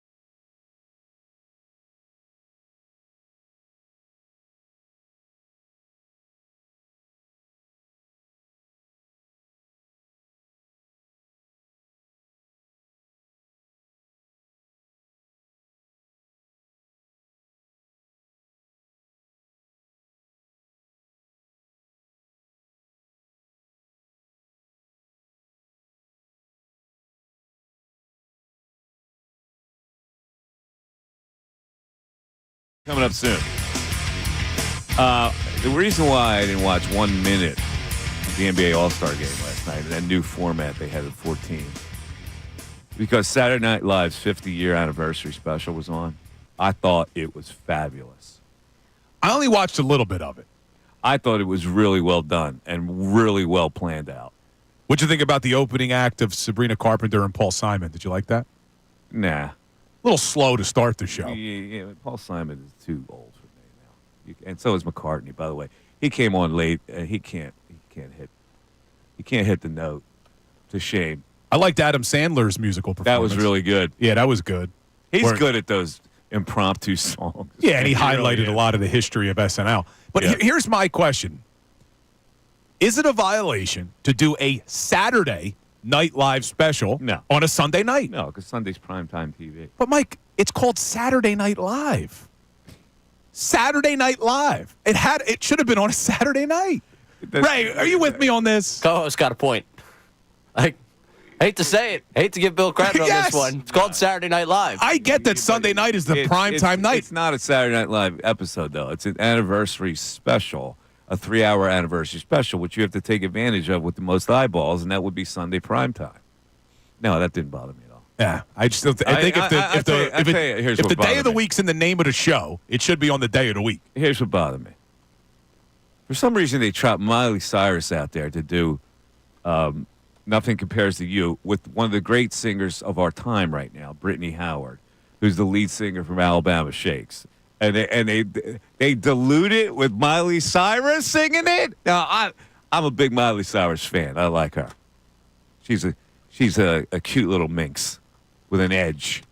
But Brittany Howard would have been the female version of doing that song as Chris Cornell does it as a male. You're not going to give Sinead O'Connor any love here? No, Sinead O'Connor does a nice job with it. It's a Prince song, but Chris Cornell takes it up to another level, I think. But the show itself, I thought, was really well done. It kept my attention for 3 hours. Plus, they brought the old Robert Goulet sketch out with doll hands with Kristen Wiig. Yeah, that was with funny. I saw that. Hands. I saw, and Kim Kardashian was in that too. Yes, she was. I don't know how that. Yeah, how I don't know that happens. Kardashian's in it. She got in there. I thought the Black Jeopardy was hilarious. It was too, and then it drug on. Yeah, but the Tom Hanks part should have never happened. You should have left Eddie out there. No, yeah, Eddie Murphy doing Tracy Morgan next to Tracy Morgan was hilarious. It was. That was gold. That's always been a funny skit, though. Yes, and some of the gold. That show, I know people pan it, but they've had some really great moments on that show, and they have lasted the test of time. See, here's the reason I don't watch it anymore, though. Before social media, you would have to watch the whole episode for maybe those little nuggets of gold, where every once in a while there'd be a great skit. Now, the great skits hit social media, so I just watch the great skits instead of sitting through all the junk. Well, when you condense it and you put all the great skits in there, like the great Will Ferrell skits that were in there, and they put in, he had a good spot in there last night with where they were talking to the inmates. That went on a little too long. I didn't see that one. It is amazing, though, when you think about all of the talent that has gone through that show and the success they've had. Dan Aykroyd refused, and Bill Hader refused to come to the show. Any backstory there? I don't know. I don't know what that's about. Anyway, it's the Mike Missanelli Show. You're listening to WPEN HD1, Burlington, Philadelphia, a Beasley Media Group station broadcasting live from the Comcast Business Studios, powering possibilities. All right, let's go to Ace in Philly. What? News at noon. Oh, I'm sorry. Sorry, Ray. I got Ace in there. Hard time understanding why Mike doesn't like hockey. He doesn't understand the sport. I want Ace to hold, though, because I want him to get after you. Yeah, Ace, I want you to get after me, too. But right now, ladies and gentlemen, it is time for the News at Noon. There's a whole lot going on in this world. It's time to catch up. Here's the News at Noon. 97.5 The Fanatic and 97.5thefanatic.com. It's the News at Noon with Mr. Ray Dunn. Ray. All right, we'll make this worth your time, Ace, I promise. We will start with somewhere we've never been as a show. We've done a lot of hockey talk today. We're going to talk about NASCAR for the first time and potentially the last time on this program. It was Daytona this weekend. I don't know what happened. Another sport I don't watch. Yeah, I have no idea what happened. I'll be honest. This was put on my radar by one of our coaches, this video. I'd rather watch Glenn Cochran beat up Bill Colarulo than watch NASCAR. Go ahead. Well, I'm right there with you. We did, however, get a wonderful soundbite out of it. One of the lower races, they had a YouTuber named Cletus McFarland. Wait, what? Yes, he was a racer in this lower level Daytona race, I think on Saturday. His name's Cletus? Yes. All right. They had him. Seriously, his name's Cletus? That's his name. That's the name he goes by. All right. I'm only reading what you have out there. I got you. They're saying he sounds like a wannabe Ricky Bobby. I need to see if you hear the Talladega Nights in this man. Well, I was having the best day of my life. Ripping around Daytona like a bald eagle. I was flat out, avoided a wreck, which was awesome. I thought I was the best driver to ever exist in that moment. And it's probably because my sleeves were cut off that I was able to pull off that maneuver coming down pit road.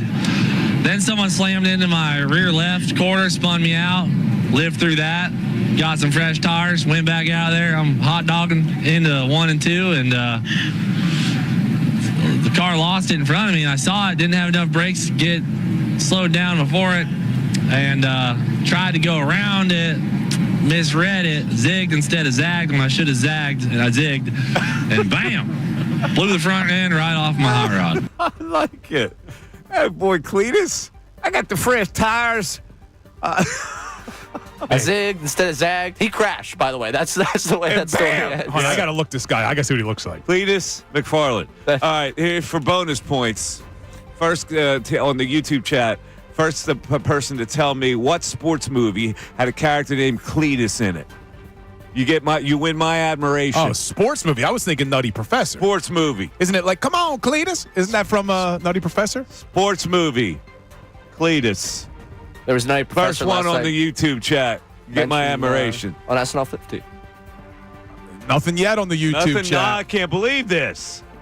Popular sports movie. Top 5 of all time sports movie. Wow. I don't know it. Ray, do you know what he's talking about? It's a movie question. Basketball movie. All right, go to number 2. All right, we'll go to basketball Hoosiers. while the people look for it. It is Hoosiers. All right, Colby Kolb's got it on our YouTube Kolb, chat. Nice job, Colby Kolb's. Cletus was the principal of the school that hired Gene Hackman to come back to be the coach. Wow, Colby says Hoosiers and then gives me a come on. Obvious. Obviously. There you go. Yeah, it was bad by us. Let's go to basketball while we're talking basketball. We'll start in college basketball. 2 great coaching freakouts this weekend. It's that time of the year. You don't know if you're going to make the tournament or if you're having a really rough stretch. Your season's looking bad. People are talking about your job security. We'll start with the guy that's probably fighting his way into the tournament right now, John Calipari and this Arkansas team. He was not happy. They blew a game to Texas A&M. And for us to bust through, we're going to have to beat somebody. We can say what we want. Like, I wanted to make sure they weren't happy we're going to be okay. No. If we won that game, say it. We're in the tournament. If we won that game, we're in the tournament. So it's not okay to say we'll be all right. Now, you're going to have to go get somebody else. I didn't want to put that on them because I got some guys a little bit fragile. So I'm having to hold them accountable but keep picking them up. Well, I mean, that's pretty. That's not as much of a freak out. It's not okay the way he bangs the table and delivers that. Yes, yeah. Well, he's a little dramatic. Him dealing with this generation of athletes is also hilarious to watch. Yeah, it is. But he's one of the first guys that welcome the one and done. So he, I go way back with the Calipari thing when he started to come in the form. Was at UMass when Temple was dominating that conference. So he was the young upstart. So I did a feature story on him as the young upstart, and I said he has a little snake oil salesman in him. So years later, and I'm talking maybe 20 years later, I run into him somewhere, and he comes up to me. He goes, "Hey, am I still a snake oil salesman?" Wow, you remember? Yeah, 20 years later. Wow. 20 years later. All right, here comes another freak out. I hate this guy for obvious reasons. Go ahead, Ray. Your boy. Or a Penn State coach, now a Notre Dame coach. I figured you'd enjoy this because Yes. Shrewsbury's losing his mind. Yeah. Mike Shrewsbury following a rough stretch here for Notre Dame. We're going to get this thing rolling. I sat there and watched more Louisville fans in here than Notre Dame people. And that's embarrassing. That's embarrassing for me because I'm the head coach here. And yes, I got us in this predicament.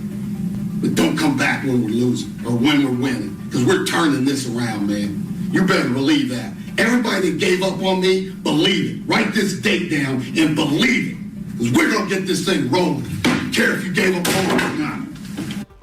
Whoa, what was that? That's the sound of the microphone. Mic drop? Toppling the microphone. He smacked that thing over. Yeah, Mike, I get news for you. Notre Dame's never going to be able to do anything in basketball. So, Yeah, wait, what was he so mad about? Because Louisville fans. Apparently they took over Notre Dame's arena. That's what he's upset about. Oh, this is always great, too. I got us in this predicament, but don't come back when we're winning. It's my fault. Don't Yeah. be mad at me. Support me. Yeah. And don't come back when we turn it around. should have never left Penn State, Micah. All right, last one for you. A lot of talk about the All-Star game. Draymond Green had a lot of thoughts on everything. Oscar Robertson's not listening to Draymond Green on anything about the current state of the NBA, especially when he calls it boring. Here's Robertson responding to that. Well, Draymond said so much. Who cares what Draymond says? It doesn't mean anything. People. This is what I mean. One guy can say this, and one guy can say that. The game is what it is. People either like the game or they don't, and I think people enjoy the game, especially if their team can win. And you look at the basketball, it might be boring to him because if he's not passing the ball to Curry, what is he doing? I agree. Triple single is. Not to single that out because I think he knows how to play basketball, but he's passed his ball to Curry more than anyone I've ever seen in basketball. So it means a lot. So, it might be boring to him at times because of what he's doing, maybe it is boring when he's out there. He's not shooting a lot, and he's not guarding a lot. So it's boring. That's very weird. Oscar Robertson is an old school guy. Would disagree that it's boring. Because most of those old school guys go, it is boring. Oscar's on the other side of that. Who was the person that said triple single? One of the Sirius XM hosts. No data. Pretty good, man. Yeah, Draymond does get that triple single. By the way, Ray, speaking of college basketball, were you excited about the Villanova victory over St. John's? Didn't we have this conversation at last the week? Pavilion? No. This was This was Thursday night. Or last Wednesday night. They beat somebody Saturday, didn't they? I think they lost Saturday. Who did they lose to? It's an odd day for you to take the Villanova victory lap. I thought they beat somebody Saturday. I don't know. Villanova. They beat. Who did they play? I wasn't watching. Saturday, they lost to Providence. Yeah. They did? Yeah, they lost by 13. Oh, I'm sorry. I thought. No worries. Yeah, you're talking about they beat St. John's They beat on St. Wednesday. John's. There was Yeah. a time warp there. I didn't know they played again and lost. No, Oh, you that's took this the- victory lap on me last week. That's why I remember it. I was like, I'm pretty I thought sure we they had beat this somebody conversation. Saturday too, and they were on a roll, and they were going to make the tournament. People started talking about them making the tournament. They were in position to make something happen, and then they lost to Providence. Oh, it's all gone for the Cats. But Cats win. Ray was occupied this weekend. He was down in New Orleans. He was. Ray, can you give us the blow-by-blow in the New Orleans after the FCC break? regulations, Ray. Keep it PG. It was a marathon of a weekend, one that I'll talk about All right, forever. well, we'll talk about it after this break. 610-622-0975. And don't forget, Ace is coming on to tell me how I don't understand the sport. Mike Missanelli Show continues.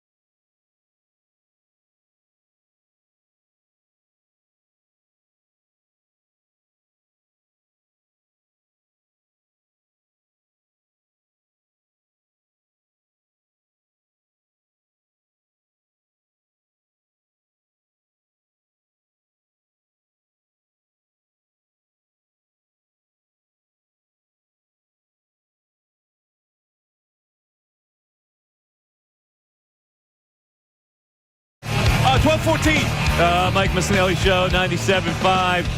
The Fanatic. All right, before we get back to the phones, let's get to the text board and let's get to some speeches that we heard on Friday. Just to get a little snippets to hear it again because I want to hear Jaylen.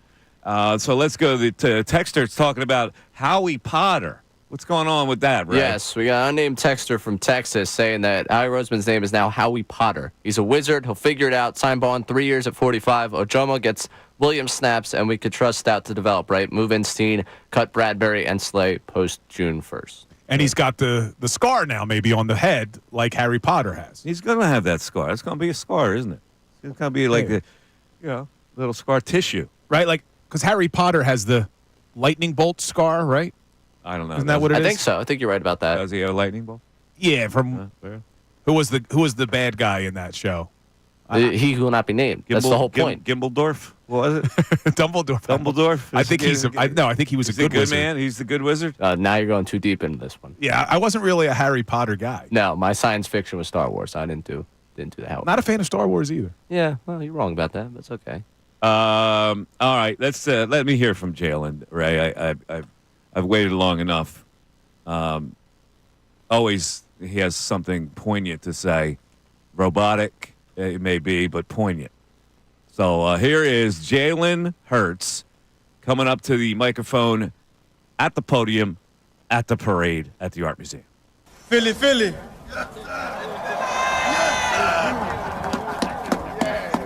On behalf of my teammates and myself, we want to thank you. Thank you for all of your support this year, all the passion, every ounce of it. I want to thank my teammates, thank my offense, the quarterback room, to the receivers, the tight ends, the running backs, Sayshawn Barkley, Sayshawn. And from left to right on the O-line, started off in the run game and in the pass game and giving me time and allowed us to go out there and play hard and then going to the defensive side. Defense win championships.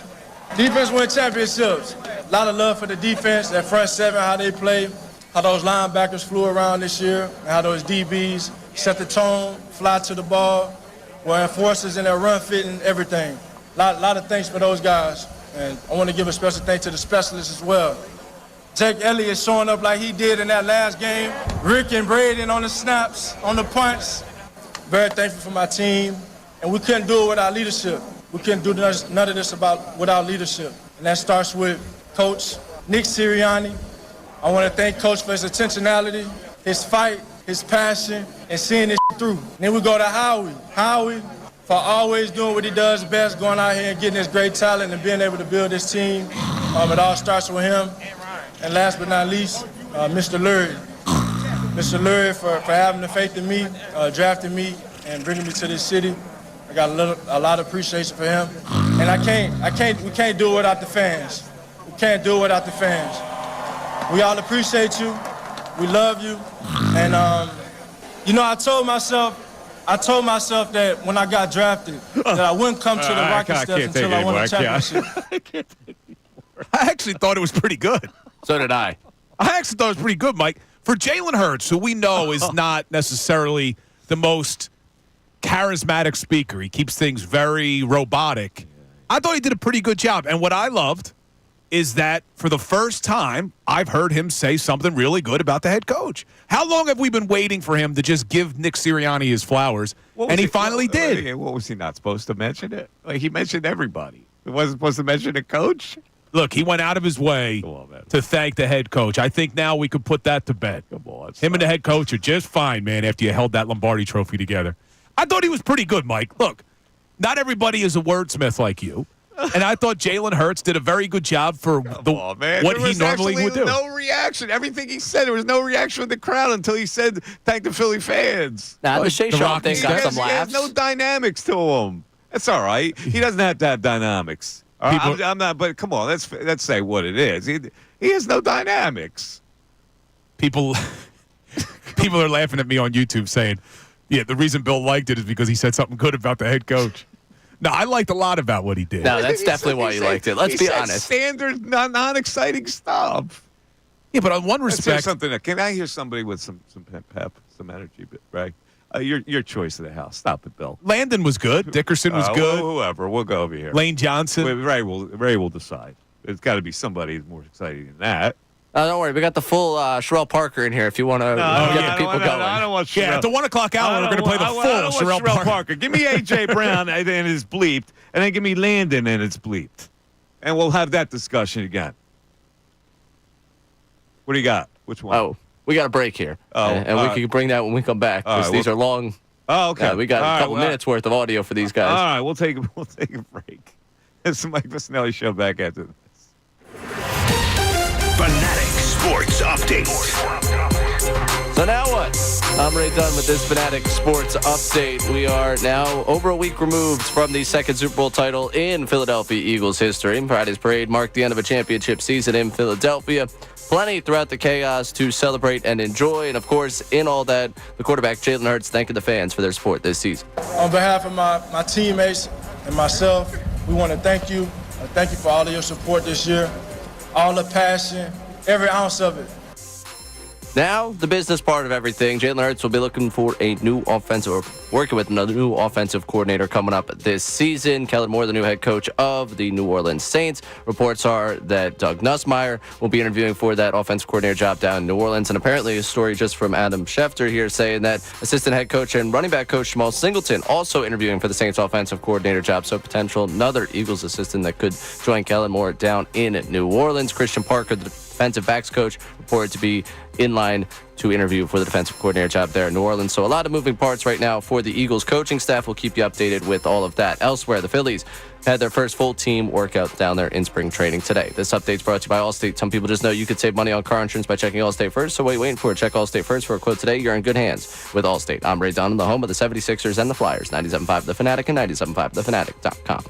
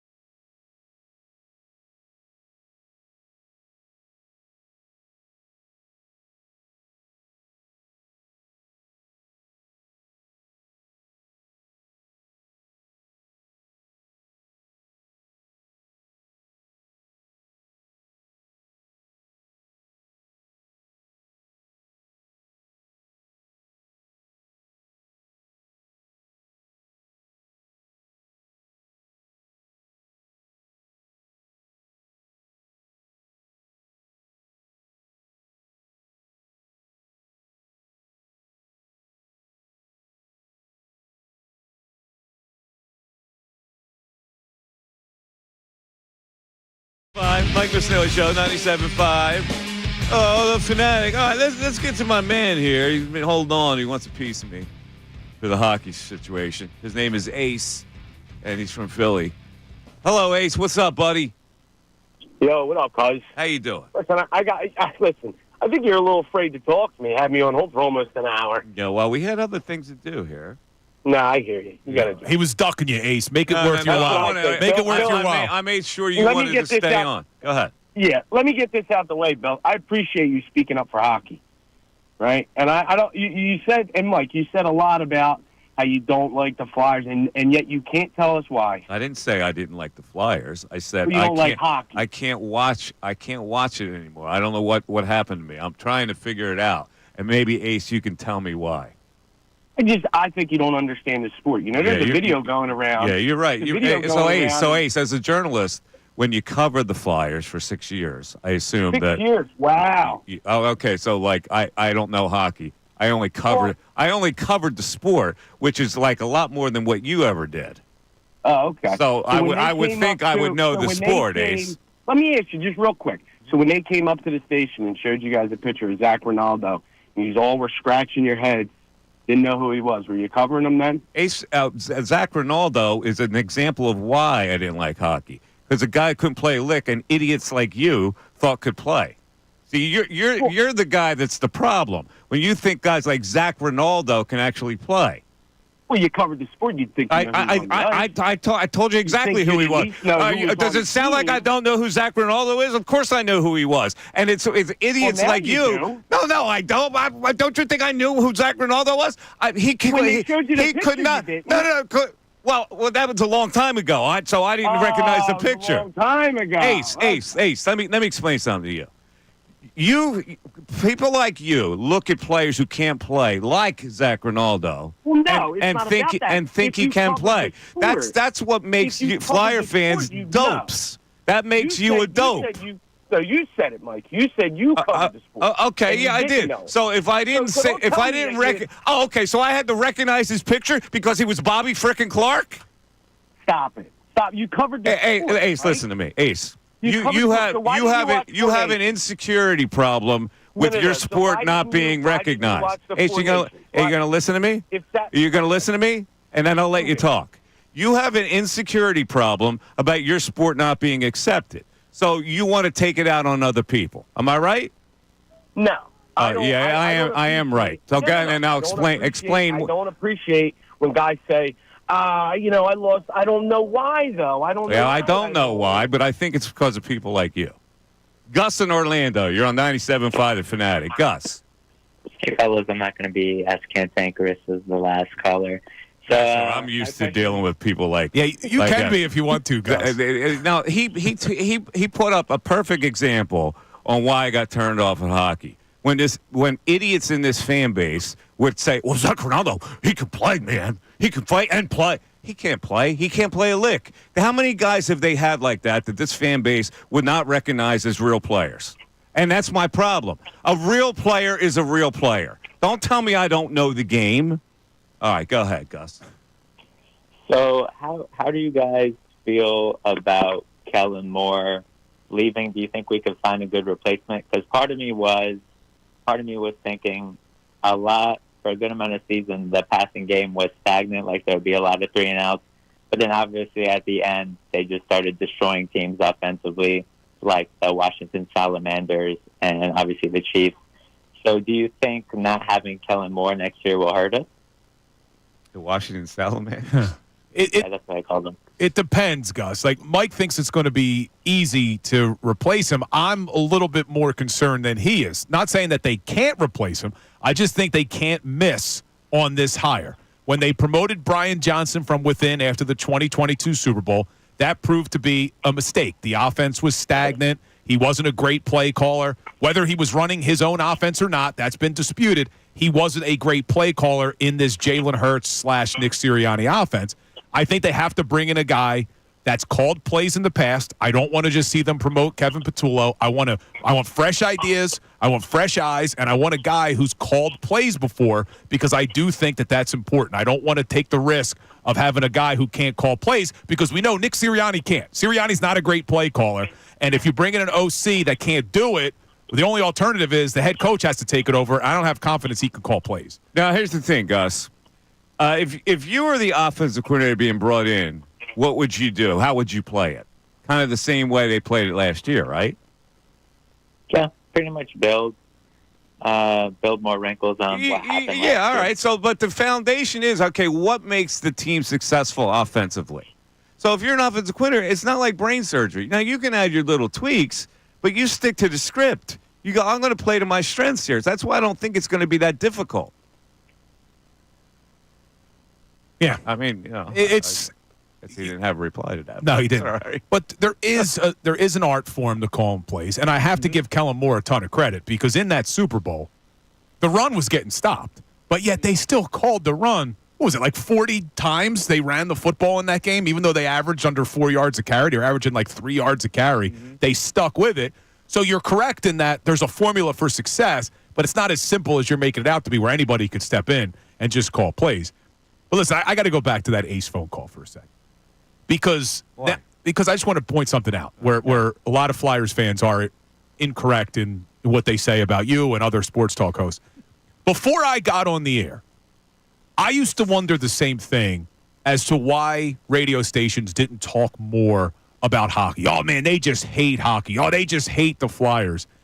But now that I am here and I have this platform, we do have to relate to the majority of the fan base. And as much as I would love to say that the Flyers fans are equal to the other three major sports, they're just not. So it's hard for us to talk about hockey. I would love to talk about it more than we do, but it just wouldn't connect with the majority of our listeners, unfortunately. No, it's not. That's not what his point was. His point was to commit me. And he used as an example the fact that Dylan does that social media thing where he brings around a random picture of a guy. Right? I just got it wrong about the Philly. Right. Sometimes we get it, sometimes we don't. Just because I didn't recognize it was Zach Ronaldo, who played like here for a half an hour, that doesn't mean I don't know the sport. By the way, but the principle of Zach Ronaldo is what has galled me about Flyer fans for many years. These muckers and grinders that are worshipped in this town never amounted to anything according to winning. But you do need guys like that. You do need guys like that. You're brainwashed that you need guys like that. The Flyers. You're a Flyer fan who's been brainwashed. But if you look at all the other Stanley Cup winners, there's always muckers and grinders on the team. Not you can't have all the Flyers stars. ever assembled. They would assemble 10 muckers and grinders. By the way, do you know how many games Zach Ronaldo played in his career? I just pulled it up. I'm shocked by this. 374 games. The guy hung around from 2011, went to Boston, Arizona, Nashville, Calgary. How many guys are in that category? And people, Zach Ronaldo, you got to have a guy like Zach Ronaldo. It never amounted to anything as far as winning goes. Donald Brashear, Sean Podine, Trent Klatt. You could go down the list. I love of muckers and grinders. I love Donald Brashear, you're man. A meathead. You're a hockey meathead. You need guys like that on your squad. You don't need guys like that. They can't play. Right now, the Flyers have a guy, Garnet Hathaway. Oh, my God. Who I love as a fourth liner on this music team. Or something. There's a reason they call the fourth line the checking line. Can you play? Yeah, who would have thought? The first Monday after no football, and we're going hockey talk, baby. I love it. Where's my Flyer fans at? 610-632-0975. Mike may not last until 2 o'clock.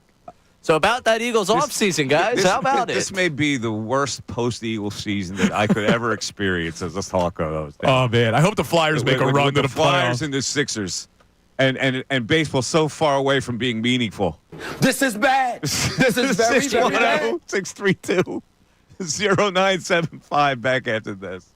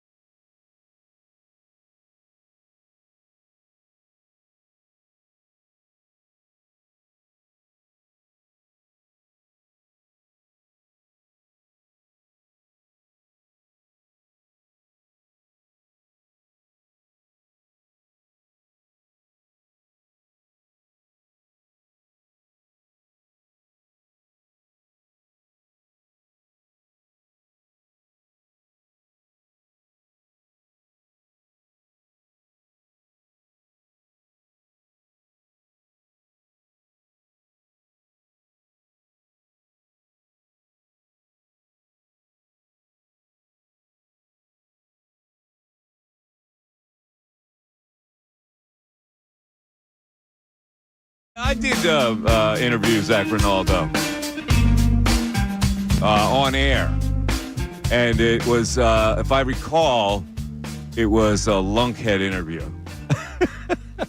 Who was this? I did have Zach Rinaldo on the air for an interview. Oh, you did? And I asked him about it was a combative interview, if I recall. I actually liked Rinaldo. And he didn't he didn't know, he was a bad interview, just horrible interview. The caller, you know what? I've done a zillion interviews in my life, and I don't remember specifically, but I do remember that that interview was horrible.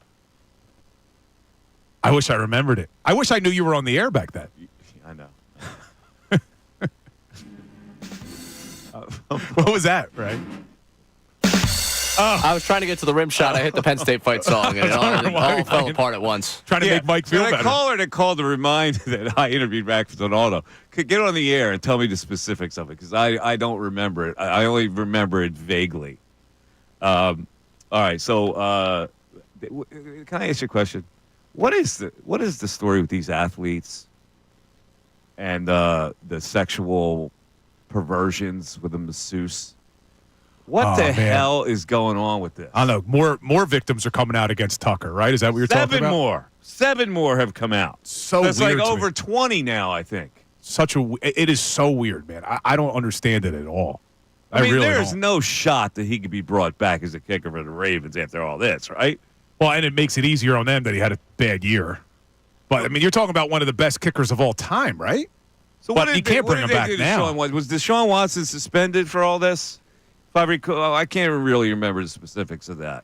When all that broke, what'd the NFL do? You know what? I forget too. It looks like he was suspended for 11 games, and they fined him $5 million for violating the NFL's now, personal you wouldn't conduct have law. that, because he was the quarterback. You wouldn't have that kind of loyalty to a kicker who's like 40 years old, would you? He's got to go at this point. Yeah, they got to move on from that. I would think they're going to move on. It looked like there were 24 lawsuits against Deshaun Watson. What are they up to now with Justin Tucker? Yeah, you couldn't have Carter Hart back here as a goalie, could you? No. You can't have Justin Tucker back as a kicker. Yeah, I mean, the only thing with Carter Hart, because I think they actually left the door open. I guess depending on how that all plays out. I mean, if the allegations are true, no way. I don't know how that all is playing out. I haven't been following the Carter Hart story enough lately to know what's going on with the courts. But I thought they left the door open that he could potentially come back, which would be crazy. But I don't know, man. Yeah, Tucker's got to be gone. All right, let's go to Dan in Philly. Dan, you're on 97.5 The Fanatic. What's up, Danny? Hey, what's up, Mike? I'm a long-time listener. How you Nothing doing? much. Good. Yeah, Zach Rinaldo, he was a goon. He was a disruptor, if anything. I mean, he had heart, but you're right. A lot of people in this city get behind everybody who has heart. But if you're going to talk about the world or the Nationals that are going on right now, there's so much talent being played on both sides. You're probably right. It's great hockey, man. I just can't go. I don't know what happened. I just can't get there with it. Well, the fan base, I'm a lifelong Philadelphian, and I think that the Flyers really got it wrong with their ownership. I mean, they have to make some changes there because I haven't watched the Flyers game. I've been to probably 2 in the past. Well, they did make the changes with ownership. That's what the whole transition was. Yeah, they make the change every 3 years. They bring in a new GM. I mean, Danny Briere, hopefully he works out. But I just think that the talent that's going on between Canada and the United States, it's generational. And besides the fighting that's going on, Kachuk coming back from down 3-0 to force a Game 7 and then to beat McDavid and then to face off on this stage again, it's definitely Look at this hockey talk. Bill's getting flushed in the face. I can't believe it. I don't know how we got hockey talk today, but I'm loving it, Dan. Well, there's nothing else to talk about. I mean, you want to talk about the NBA All-Star game, which was a bust. I didn't watch 1 minute minute we of have it. nothing. I'm an NBA fan. I didn't watch 1 minute of it. Yeah, I know. I had an alternative. The Saturday Night Live thing was fantastic. So I was. Yeah, it was okay. Yeah, Sandler thing was awesome. Yeah. But I think that Flyers. I mean, they should change. They got to change something to become a successful team. I mean, them and the Sixers collectively, neither one of them are great. It's a really interesting premise here. They got to change something. Well, they just went through this transition. They made a big change. This is supposed to be the change. And I think they're headed in the right direction. You do. I think what Keith Jones and Danny Briere have done in really, about a year and a half? I think they're headed in the right direction. What's the right direction for you? Well, they're exactly. Last year, you were touting them as a playoff team. This year, they're not even close to being a playoff team. Last year, they overperformed. Okay. And so what direction do you see it? This year has been a regression. It has in certain respects, but they still have a ton of draft picks. They're going to have a lot of salary cap space. Like there's things that they can do to hopefully make this a good team. So you have to understand, the whole Carter Hart mess that you just brought up, that threw a huge curveball into the plan. You no longer have a goalie. You got a backup goalie who's basically your starter in Ayerson, and then your backups should be on the Phantoms. There's issues with the team. But let me ask you this, honest opinion on this. Who do you think wins a championship first, Flyers or the Sixers? I don't have any answer to that. Yeah, I mean, how could you possibly answer that question? Well, the reason I ask it, both teams are not in because good how stead. crazy is it? Like where the Flyers are and where they've been with their organization and where the Sixers are, you should have just been knee-jerking that response. Sixers, clearly. I mean, they got Embiid, they got Paul George, they got Tyrese Maxey, Jared McCain. They got the fact that you don't even know if they'll have a championship before the Flyers is just terrible. The Sixers have to go through a transition like the Flyers went through, management-wise. It's simple. I've completely lost my faith in what Daryl Morey being able to build this team. And a lot of it was because he was handcuffed with Embiid, and that ship has sailed. But let me ask you this question. How come John Tortorella does not get he has complete acceptance as the head coach, whereas Doc Rivers never did? Both of them only won one championship. If Doc Rivers had this kind of heat and this kind of record with the Sixers, he had a winning record and he got heat. How come Tortorella never gets heat in this city? It's an interesting question because he does seem to get a pass, and I know he's had a ton of success. Tell me why. Don't know. And if you look at when you say he's won one championship, he won the Stanley Cup 21 years ago. Beat the Flyers, by the way. And Doc won in 2008? The Tampa Bay Lightning knocked off the Flyers in the Eastern Conference Finals that year and then went on to win the Cup. It's an interesting question. Now, you look at the Flyers, he's been the coach for 3 seasons, and it's been a lot of rebuild. He did have success with the Rangers. He's never won another Cup. But I think at what point do we start questioning Tortorella? At what point do we start questioning Nick Nurse? Both of these teams. I think with Tortorella, though, he gets the pass simply because it's been a rebuild for the last couple seasons. And I said last year they overperformed. So I didn't love some of the things he did. I hated when he benched Couturier. Well, I'm just asking the question because there are different fan bases here. Sixer fan base ripped into Doc Rivers is like nobody's business. Now, they're giving Nurse a pass because of the whole Embiid thing. Why do Flyer fans give Tortorella such respect? It's the same. Doc Rivers won one title. People say, well, he's only won one title, and that's because he had those great 3 stars in Boston. He got ripped unmercifully in this town. It's an interesting question, man. What's the difference in the fan bases where one fan base wouldn't rip into a coach and the other does? I think a part of it was when Doc Rivers was the coach, they were supposed to be championship contenders. Nobody thinks the Philadelphia Flyers are championship contenders. So as much as you may be able to criticize some of the things that Tortorella's done, which I have. That's fair. Yeah, they're not a championship contender, whereas, let's be honest, the Sixers should have been. Wasn't all Rivers' fault, but he didn't necessarily instill a lot of confidence in me. Were you a Rivers guy? I don't remember. I was lukewarm. I mean, I didn't dislike him. It's a dumbass question. I wasn't crazy about him. Would you ask Pop that? Yeah. Remember You don't know basketball. Yeah, would you ask Pop that? He was a little arrogant about his abilities because he used to wear that championship like a badge. And come on, a long time ago, Doc. And yeah, KG. Yeah, Tortorella's been even longer. And Paul Pierce, Ray Allen. I mean, and Rondo. I mean, come on.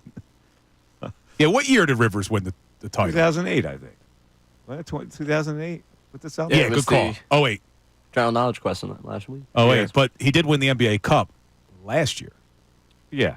This year. This year, yeah. He's an in-season tournament champion. 2024. So he's got another ring. Raise that banner up there. I use that cup for a long drive in my car. And Tortorella's on the bench of this Four Nations thing, isn't he? I think Tortorella's on the USA Hockey. Oh my God, isn't it a legitimate question? Tortorella never gets a criticism ever. 610-632-0975. We're back after this. Fanatic Sports Update. What now? I'm Ray Dunn with this Fanatic Sports Update. Friday marked the end of a championship season in Philadelphia as the parade to celebrate the second Eagles Super Bowl title commenced in the city. Plenty of players got their chance to address the crowd. Big Dom even got a chance to address the crowd. Nick Sirianni, Jeffrey Lurie, everyone. Howie Roseman getting a chance to talk to this fan base from the Art Museum. And Jaylen Herz thanked the fans for their support all season. On behalf of my teammates and myself, we want to thank you. Thank you for all of your support this year, all the passion, every ounce of it. Now to business. The Eagles are without an offensive coordinator after Kellen Moore left for New Orleans to become the Saints head coach. He is already apparently going to interview Doug Nussmeier, the quarterback's coach, and Jamal Singleton, the running backs coach and assistant head coach for this team, for his offensive coordinator job in New Orleans. Christian Parker, the defensive backs coach, also is apparently getting an interview to be the defensive coordinator down there in New Orleans. We'll keep you updated as things continue to change with this coaching staff for the Birds. Elsewhere in Philadelphia sports, the Phillies' first full team workout today down in Clearwater, and the Sixers and Flyers are on their breaks right now. This update is brought to you by Electrical Workers Local 269 and Electrical Training Alliance. The International Brotherhood of Electrical Workers Local 269 will be accepting applications starting January 1st until March 31st at IBEW269.com. I'm Ray Dunn, the home of the 76ers and the Flyers. 97.5 The Fanatic and 97.5thefanatic.com.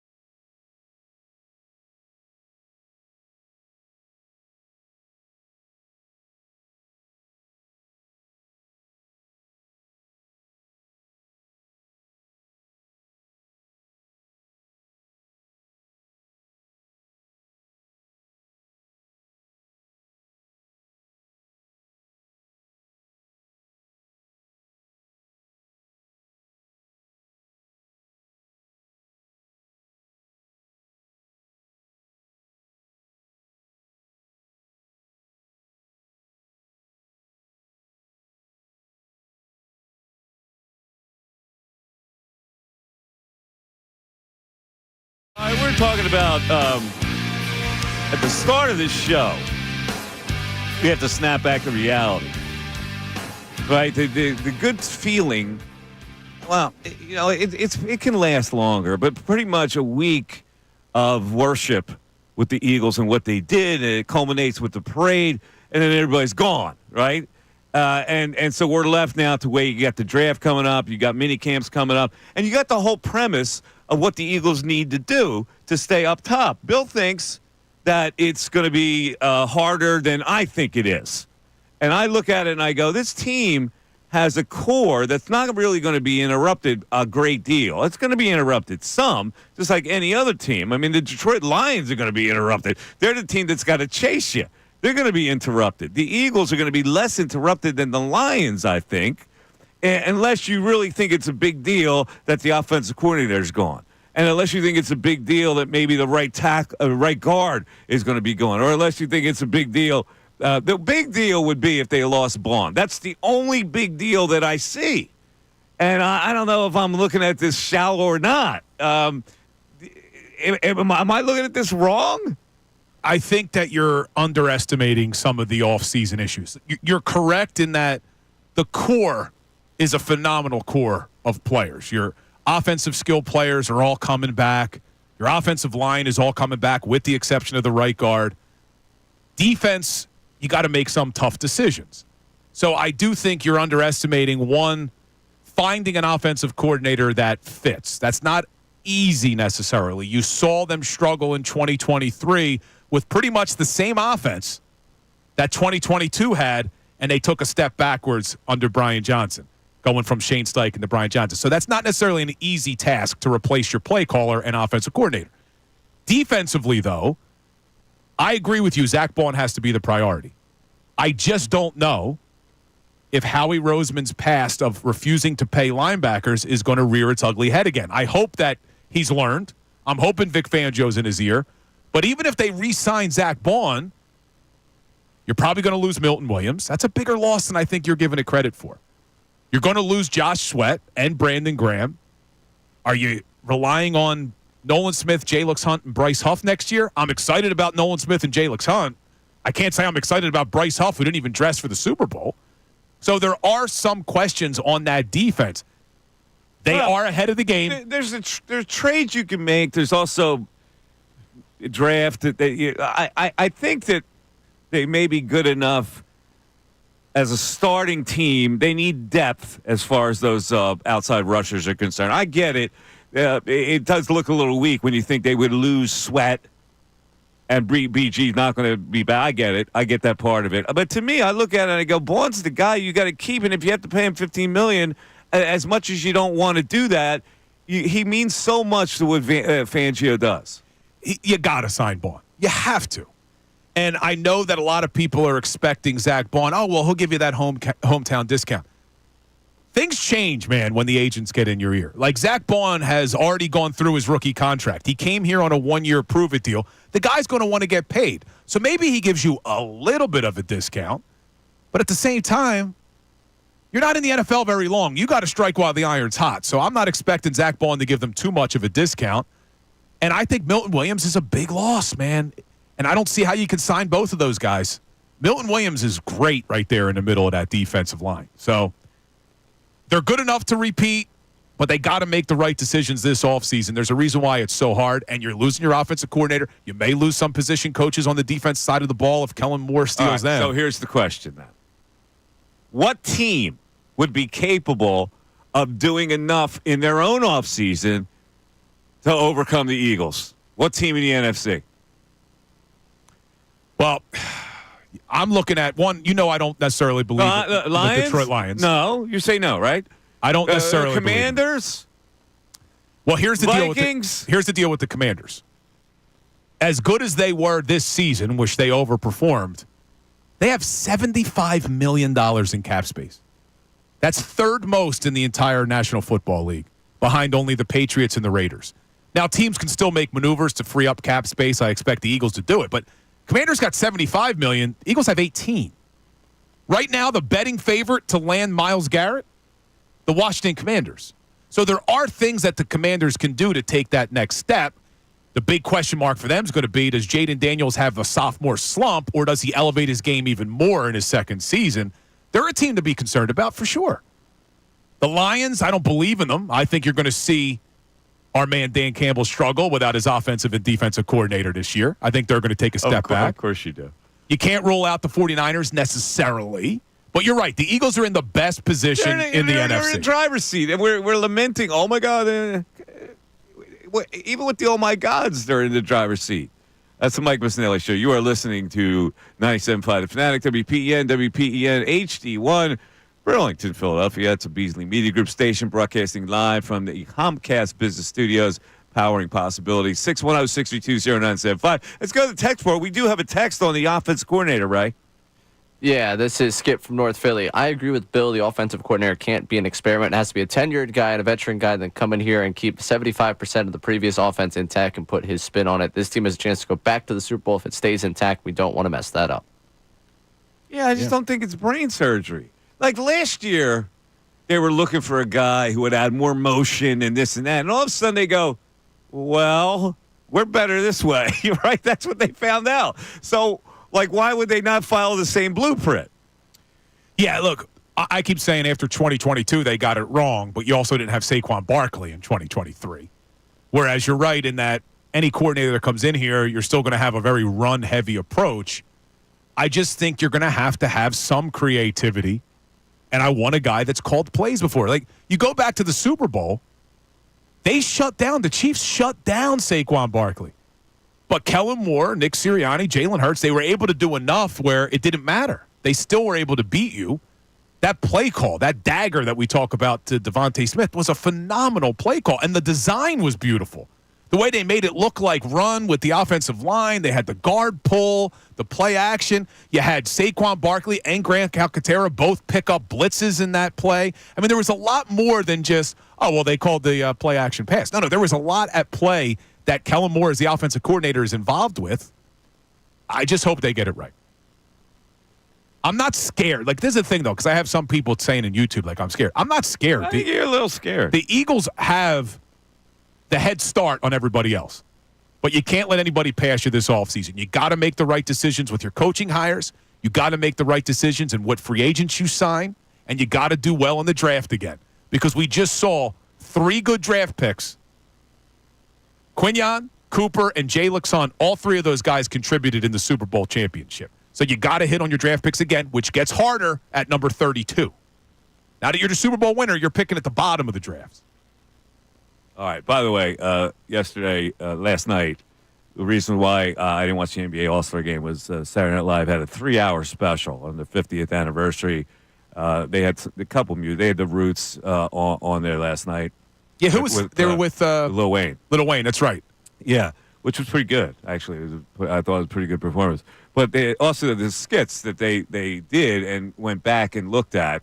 I'm just curious to know what would be on your 5 top skits that you recall. Oh, man. Right? I know it's hard. See, I was not a fan. A lot of people would say Church Lady. I hated that. Yeah, I wasn't a huge fan either. I didn't get the Church Lady. It just got so old so quick for me. I don't know why that was funny for people. So yeah. I got a few of my own here. Let's hear them. And these are in my top 5. Matt Foley. Chris Farley being the motivational speaker. Is that the one where he falls through the coffee table? Yeah. He wears the jacket. He lives in a van down by the river. Yeah, the van down by the river. Mr. Robinson's Neighborhood. I don't remember that one. Oh, my God. Even I know that one. Eddie Murphy was yes, was Eddie Mr. Murphy. I get it. I remember that now. Yes, I remember that now. I'm thinking more recent. Celebrity Jeopardy, where they had Will Ferrell as Trebek, and he had Norm Macdonald as Burt Reynolds. That was always good. And Sean Connery. Sean Connery was great. Yeah, the Sean Connery thing. Well, how about the NPR with the 2 ladies there, and they were interviewing the sweaty balls,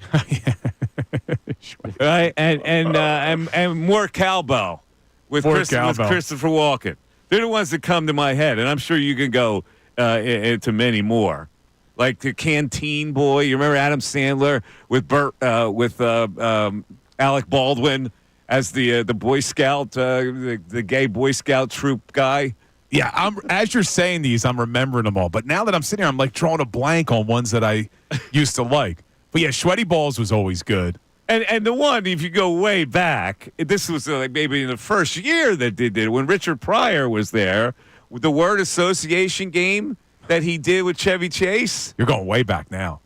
Oh, my God. You couldn't do that now. There's a lot you couldn't do now. You couldn't do that. The word association, he was prompting him racially.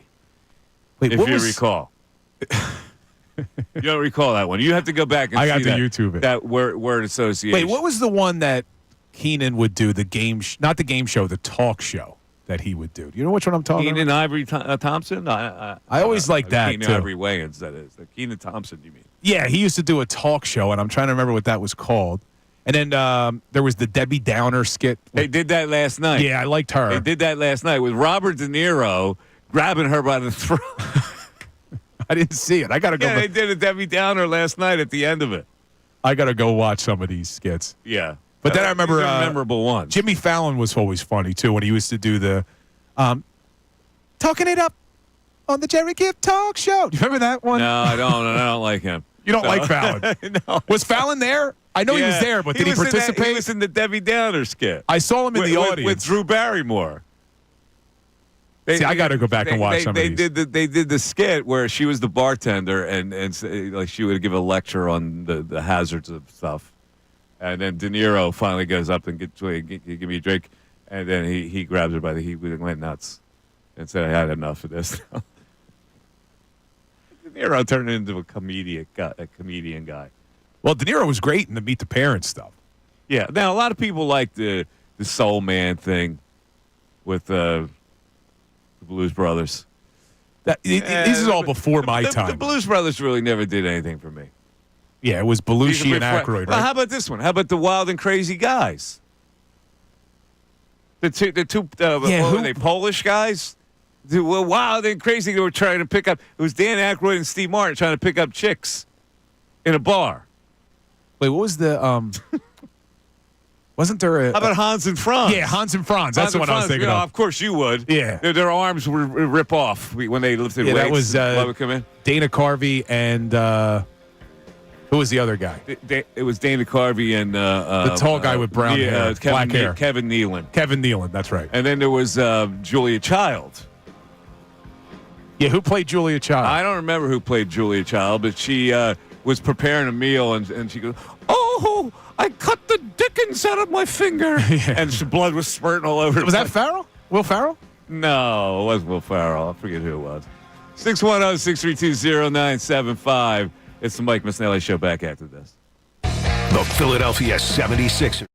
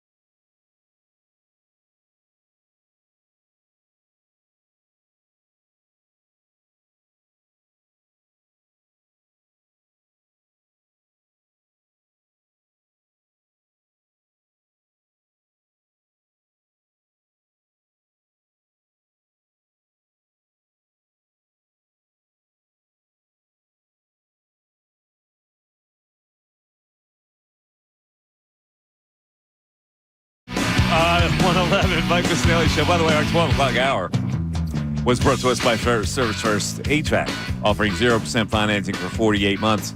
Rebates and tax credits up to $4,300 when purchasing a heating and cooling system. Learn more at ServiceFirstHVAC.com. I may need the Service First people to come over. I got one room on my upstairs bedroom is colder than the rest. Why is that? I don't know. I have the opposite. I have one room that's hotter What than is the rest. that? Well, it's the register or something, right? What does that? Somebody got to help me out here. I'm not sure. I keep the back door closed of that bedroom. It's the back bedroom, and it's the corner of the house. So I guess the cold air is coming in from the many windows, but they're all shut. But the temperature is noticeably colder in that room. Now, why is that? Talking to the wrong guy, man. I need an HVAC expert. Call Service First. Service First. I need you. But there's always somebody who's listening. Who will They tell don't you. know. They know all the details. Yeah, Exactly. my daughter's room's always hotter than everyone else. By the way, I don't know if he's listening, but I got to give a shout out to my little boy today. Birthday. My buddy boy's birthday today. 6 years old. My little guy, They're Leo. so cute at that age. Oh, he's my guy. My daughter had a birthday on February 10th. A little older than Leo. She's a little older. All right, so let's go back here to the phones, and let's play this. This is I should have got this a long time ago, but Acho, 85% of the time is an idiot, and Pete Prisco, this guy that does for CBS Sports, is an Eagle hater. He really But is. These guys don't even hide they try to veil the fact that they had these inner prejudices against the Eagles. For whatever reason, this Prisco, first of all, Prisco's got, Ray, who are the quarterbacks he has over Jaylen Herz right now? I believe C.J. Stroud. The question was, over the next 5 years, who'd you take to give full context? Okay, to now what what's this idiot Prisco have? It was Daniels, Stroud, Herbert, and then I believe the video ends with him saying he would say Trevor Lawrence and Hurts are a tie for him over the next 5 years. Are you insane? On what earth do you put Justin Herbert above Jaylen Hurts? Dude, even before Jaylen Hurts' Super Bowl, you wouldn't put him ahead of him. I watched the clip of Prisco, and I left with one impression. It was clickbait, man. There was no other reason to do a quarterback rankings 1 week removed from Jaylen Hurts' Super Bowl performance where you put those type of quarterbacks above him. It was clickbait, and it worked because we're all losing our minds over it. But that was a clickbait post. There's something about credibility. This guy covers the league. Clickbait's one thing for idiots. But when you cover the league, it's about credibility. How in the world do you have any credibility when you put Justin Herbert above him and you have him tied with Trevor Lawrence? Wait, do we have the audio of Prisco? I'm going to hear it again because are you sure he put Lawrence over him? Let me listen. Let's hear. To me, that's easy. That's Jaden Daniels. And that's no slight of Jaylen Hurts. I think Jaden Daniels is going to be special. C.J. Stroud, based on the rookie season, I thought there were a lot of things working against him last year, but I'd still take C.J. Stroud. I would take Justin Herbert. I'm big on Justin Herbert, but that's pretty close, to be honest with you. This one's really close. Can I call it even? How about that? Because I think Jaylen Hurts has made big improvement. I thought Trevor Lawrence went in the wrong direction last year, so I'll call that even. Oh, my God. I would take Jaylen Hurts right now. I think Caleb Williams has a chance to move past him, but right now, the way Jaylen Hurts is playing, I would take Jaylen Hurts. I would take Dak Prescott. I think Dak Prescott's one of the more underappreciated players in the NFL. Let's not forget he led the NFL in touchdown passes 2 years ago. That was me. Oh, that was close, me. but I would take Baker Mayfield. I'm big on Baker Mayfield. I thought he had a great year. And let's not forget, Baker Mayfield was pretty darn good with the Browns his rookie season, got hurt, and then kind of has rejuvenated his career. So I take Baker Mayfield. Dude, that is so clickbait. You're telling me you're putting Dak Prescott above Jaylen Hurts, Trevor Lawrence above Jaylen Hurts? Come on. That's embarrassing. It's not even like clickbait is one thing, and you do it. This guy covers the league. It's embarrassing that he actually puts that out there like that. Dude, he had, if I'm not mistaken, I think even towards the end of the season, he had like the Eagles 8th or 9th in his power rankings. Can we get this guy on the air? I would love to speak with him about this. Prisco? Can we try to get Prisco on the air? Will he come on the air? I think he will. I'm pretty sure he He's been on mornings before. We'll reach out. I would like to talk to this guy. I really would like to get into how on earth he could say what he just said. Dude, it's absurd. It absolutely really absurd. is. Now let's go to the other. This guy. Sometimes you hear taking. He's pro Eagles. Sometimes he'll just be off the wall. Like there's another guy, Acho, Emmanuel Acho. Let's hear what he has to say about the Cowboys here. The Cowboys are one Eagles offseason away from a Super Bowl. They are one Eagles offseason away. That sounds easy. They're no, it's not easy. Sounds simple. It's not simple. No, it sounds simple, though. It's not, because you know how so let's take how he's done. It don't matter. It's not easy at all. Not. But that is what they are. They're running back away. Eagles offseason, Saquon Barkley. They're linebacker away. Eagles offseason, Zach Bond. They're one offensive lineman away. Eagles offseason, Mekhi Becton. There's a number 2 wide receiver away. No Eagles offseason there. Obviously, they got Jahan Dotson, who contributed in the Super Bowl, but didn't do a ton during the course of the season. The Eagles are they're a defensive tackle away. Jordan Davis or Jalen Carter. The Eagles are one. The Cowboys are one Eagles offseason away from a Super Bowl. This is, listen, he's not wrong.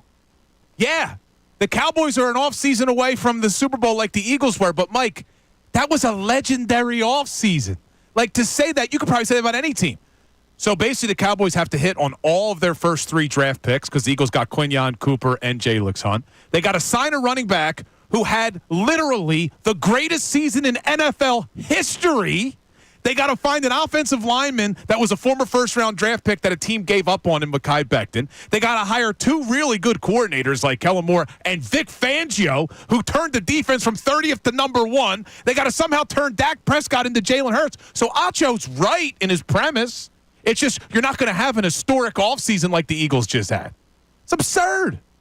You can say that about anybody. And you got to get a new owner if you could replace Jeffrey Lurie. See, that guy is in the business of those kind of takes, right? Because that's what the network does, that network. The Prescott thing is just, like, flabbergasting to me. It really is. Like, I can see that idiot Acho saying something like that because they bark about stuff like that all the time. But Pete Prisco, who's covering the league as a football journalist? You're right. Acho's network, they want those hot takes. Prisco, it's CBS. You would expect maybe a little bit more. All right, you just heard it. If you have any reactions, 610-622-0975. It's on the text board and also on the phone lines, and we'll get your calls after this. Fanatic Sports Update.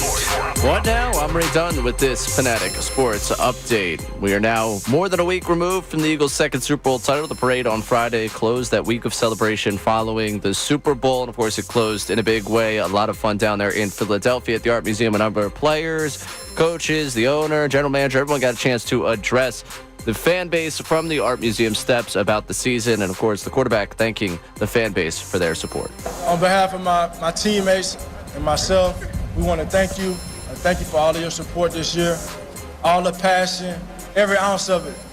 Now to business. Kellen Moore off to New Orleans to be the new head coach. Who's he taking with him? Reports are that both Doug Nussmeier and Jamal Singleton, 2 offensive assistants on this team, were interviewing for the offensive coordinator job. And Christian Parker, the defensive backs coach for the Eagles, interviewing for the defensive coordinator job down there. We'll keep you updated on any movement with this coaching staff. Down in Clearwater, the Phillies had their first full team workout today. As for the 76ers and the Flyers, both on their break right now. This update is brought to you by Mattress Firm. It's Mattress Firm's President's Day sale. Get matched to your perfect bed now and sleep at night. Plus, if you see a lower price, they'll match it. Restrictions apply.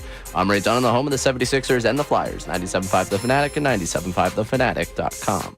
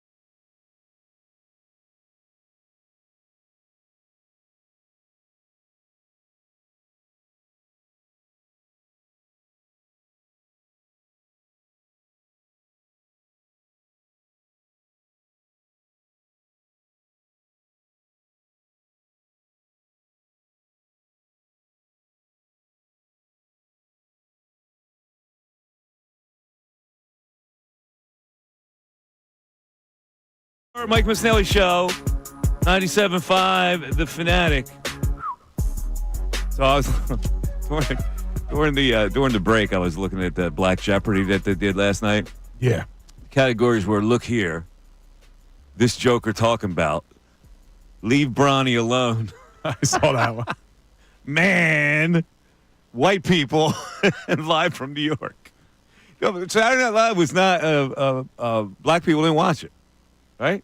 That was the premise of that last night. They had very few black viewers of that. Oh, that's what they were saying on the Black Jeopardy? Yeah, because there was a question about what late night. It was supposed to be Saturday Night Live. They described Saturday Night Live to the T. Was the question what? Blah, blah, blah. And the answer was Living Color. Oh, I got you. That's where Jim Carrey got his start, right? In Living Color, yeah. Jim Carrey was on that show. That was a funny show. Yeah, that was a good show. All right, 610-622-0975. We got anything on the text board, right? I guess not. We do have a couple people. What do you got? We got Miguel and Philly that want us to address Nolan Smith going after Emmanuel Opcho. If you guys saw that on Twitter. Oh, I didn't see that. What did Nolan Smith do? He was going after, I forget what Opcho had said, but Nolan Smith was basically calling him salty. I could pull up the full exchange for you, but it was funny to see at least one of the Eagles go after him. I think it ended with Opcho being like, I've got so many people in that organization have my number if you want to talk about this. So it got a little testy back and forth between the two of them. Then we got Joe from West Philly saying, true professionals make total fools themselves going against Philadelphia every day.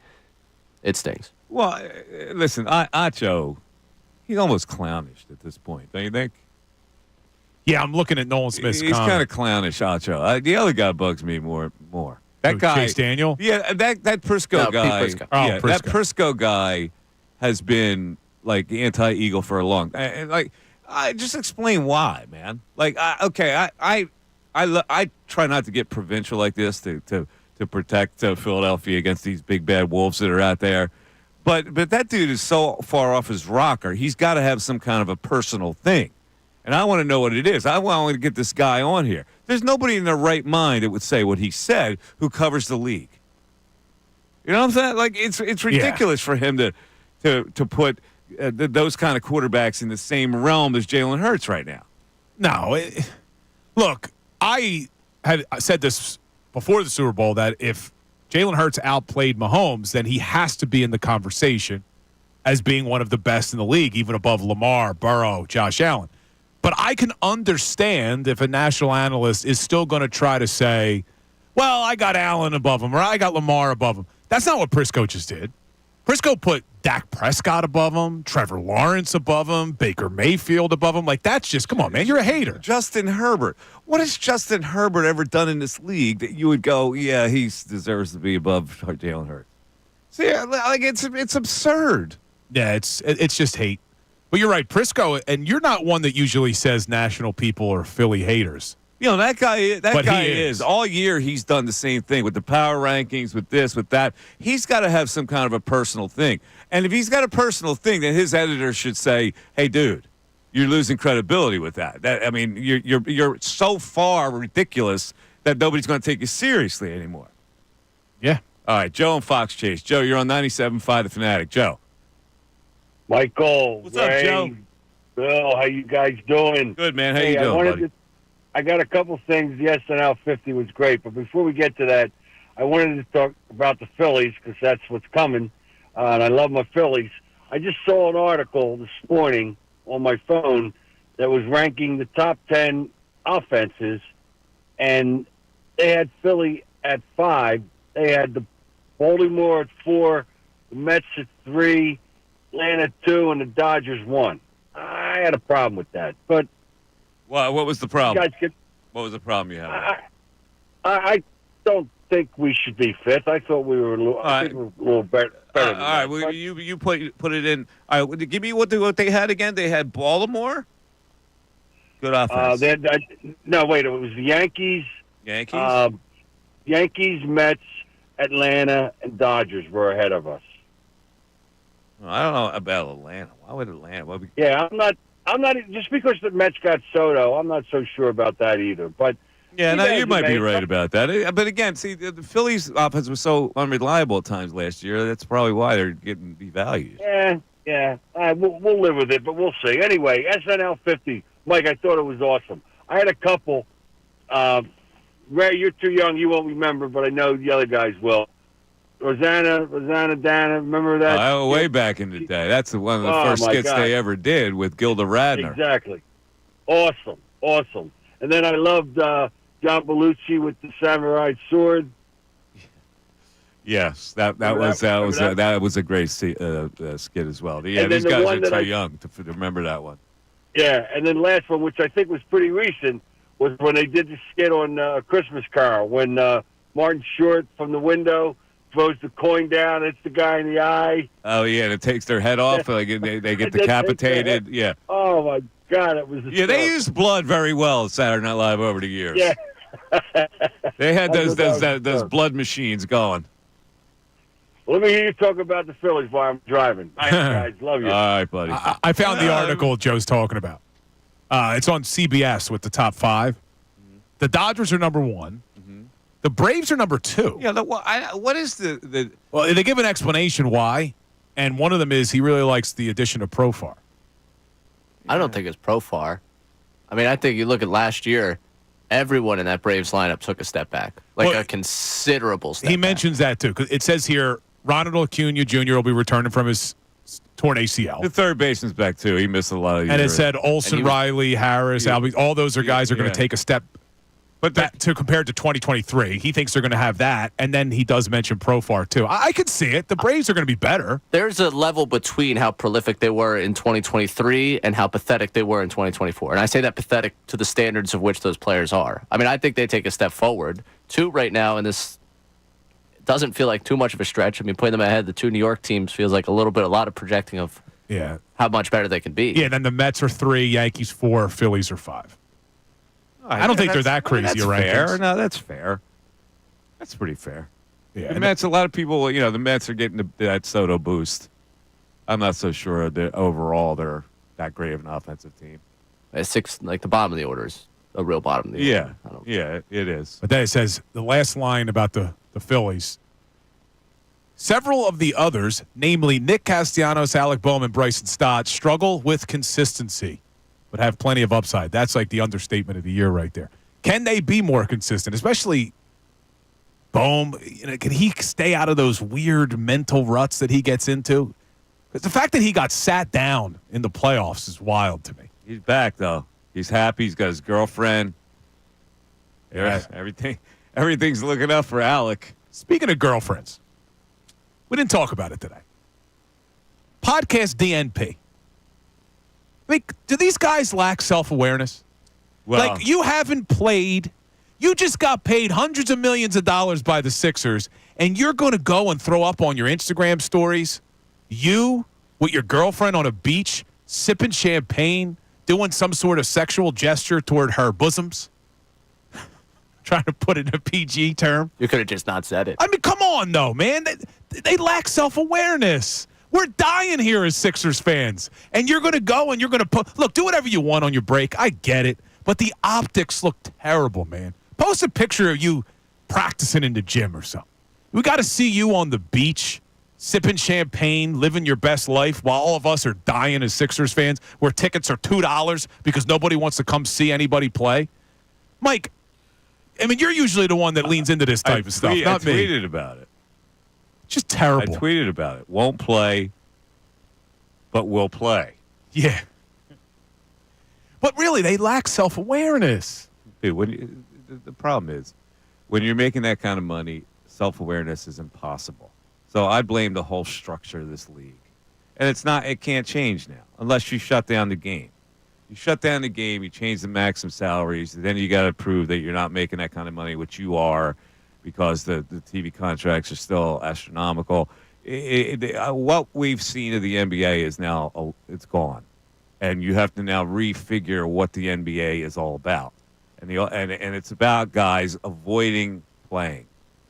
They avoid play. We have allowed them to avoid playing actual games because the only thing that matters is how they perform in the playoffs. That's all they're judged by now. It's just, look, in a contract year last year, Paul George plays, 74 games, I think he played. and then you give him all that money, and now he comes in and is doing this. I just hate the optics. I know what you're saying when you're making that much money, but you know that's a bad look. You got to know. Terrible that's a look. But again, they don't have self-awareness because they're conditioned not to have any self-awareness. They're saying, even in our current form, these people are willing to pay us $50 to $60 million a year. Think about that for a second. Those guys make that kind of cheese. And by the way, I'm wrong. It wasn't his girlfriend; it's his wife. No, it's his Let me just clarify. It was his wife, but it's just, I don't know. He's biting her breastage. He's got his tongue out and everything. Yeah. I was less annoyed about that one and more annoyed about him just sitting there sipping champagne or wine on the beach. That one bothered me more. Yeah, what's he care? What's he celebrate? What's he care? What's the hardship to him right now? The hardship is, I'm 34. I know I'm not the same player. They're still paying me as if I'm the same player, and I can sit out anytime I want. So why not drink champagne? Hey, here's a toast. Because the team is in absolute turmoil. 632-0975. Back after this. ESPN's Tim McManus on the bet.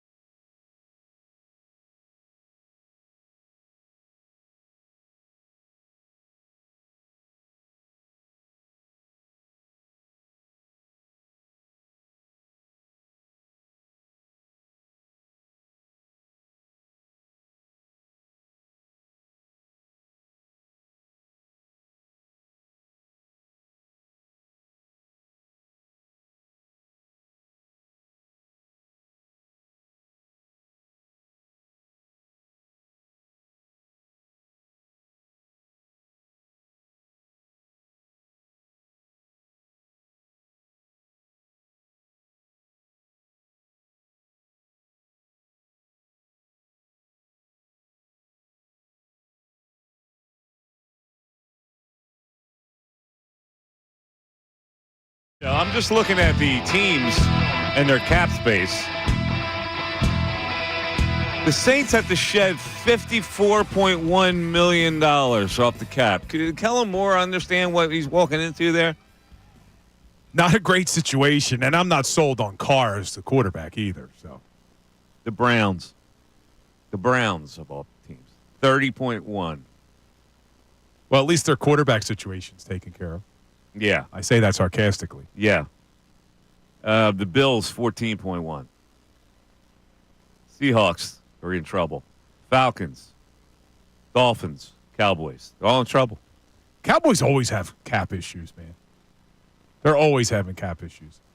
Eagles right now, $18 million in cap space. Very easily they could get that up close to $30 million, I think, if they move on from Slay and Bradbury.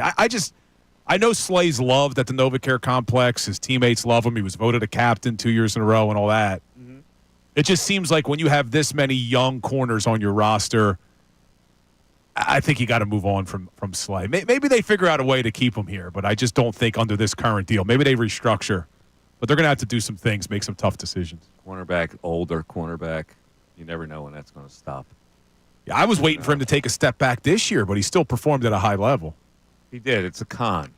It's like that's like the Paul George con. Yeah. But how old is Slay now? 34. Let's see. I'm looking him up. Big play Slay, 34 years old. He will be 35 at the end of next season. Oh, by the way, interesting news, and I don't know what happened on this. Remember I used to tell you Slay had me blocked on Twitter? Yeah. And I think it was guilty by association with Seth Joyner when him and I used to do the stuff together, and you were part of it? Out of nowhere. I was part of that. The other day, I was looking because someone had told me Slay tweeted something, and I went to search for it. I'm no longer blocked. Are you no longer blocked, or can you now see it because of the new blocking policy on that app? Yeah, that's what it is. Oh. You think he went in his archives and said, I thought he may have heard. Bill Colarulo, I can't block him. Hold on. Let me see. How would you know each one, Ray? Not a lot of people block me, so I'm not really positive on that one. Mike? King of blocking over here? I just block people. I don't even. Yeah, he doesn't know the other side of the feature. He knows how to use the blocking feature. I don't know what but being I don't blocked know how many is not people his are problem. blocking me. I couldn't care less. Wait, maybe I'm wrong. What if I blocked you right now, and then we could figure it out? Wait, what is Slay's handle? Big play Slay? Slay something number, I think. Big Maybe play. I am still blocked. No, wait. No, I'm not finding it, so that's not it. Darius Slay. Nope, that's Darius Slayton. Did I get blocked by association with you? You may have. I don't think I'm blocked. Oh, here he is. Darius Slay. Big play Slay. Oh, no, I'm blocked. Never mind. Really? You're right. It was you can view public posts by him, but you are blocked from engaging with them. So what is his handle now? Big play? Big play 24 Slay. Big play 24 Slay? Yeah, I'm still blocked. All right, let's see if I'm blocked. Big play 24 Slay. I can't pick it. I am not blocked. It didn't come up. You want me to tweet anything to him from you? I'm not blocked. Big play 24 Slay. I just don't know why. I still don't know why I am blocked. Well, we made friends with Rodney McLeod down there at Media Row. He played with Slay, didn't he? Couldn't we get him to put in a good word for you? Slay comes to my club all the time and golfs with a couple of my buddies. I got to ask them why. So you're telling me you're a notorious anti-Sirianni Eagle guy. Yeah, that's me. I think that he's picked up on that. Listen, I am Mr. Objectivity. Okay. Do you guys have any opinion on LeBron James not playing in the All-Star game last night and announcing at the pregame press conference that he was? It was a little weird. Horrible timing. Yeah, it was a little weird. Horrid timing. Really? Well, it was not even like he announced it. He got asked a question about what can we expect from you tonight, and he goes, "You're not going to expect anything." I'm not playing. I'm not playing. And also the picture of all them in the uniforms.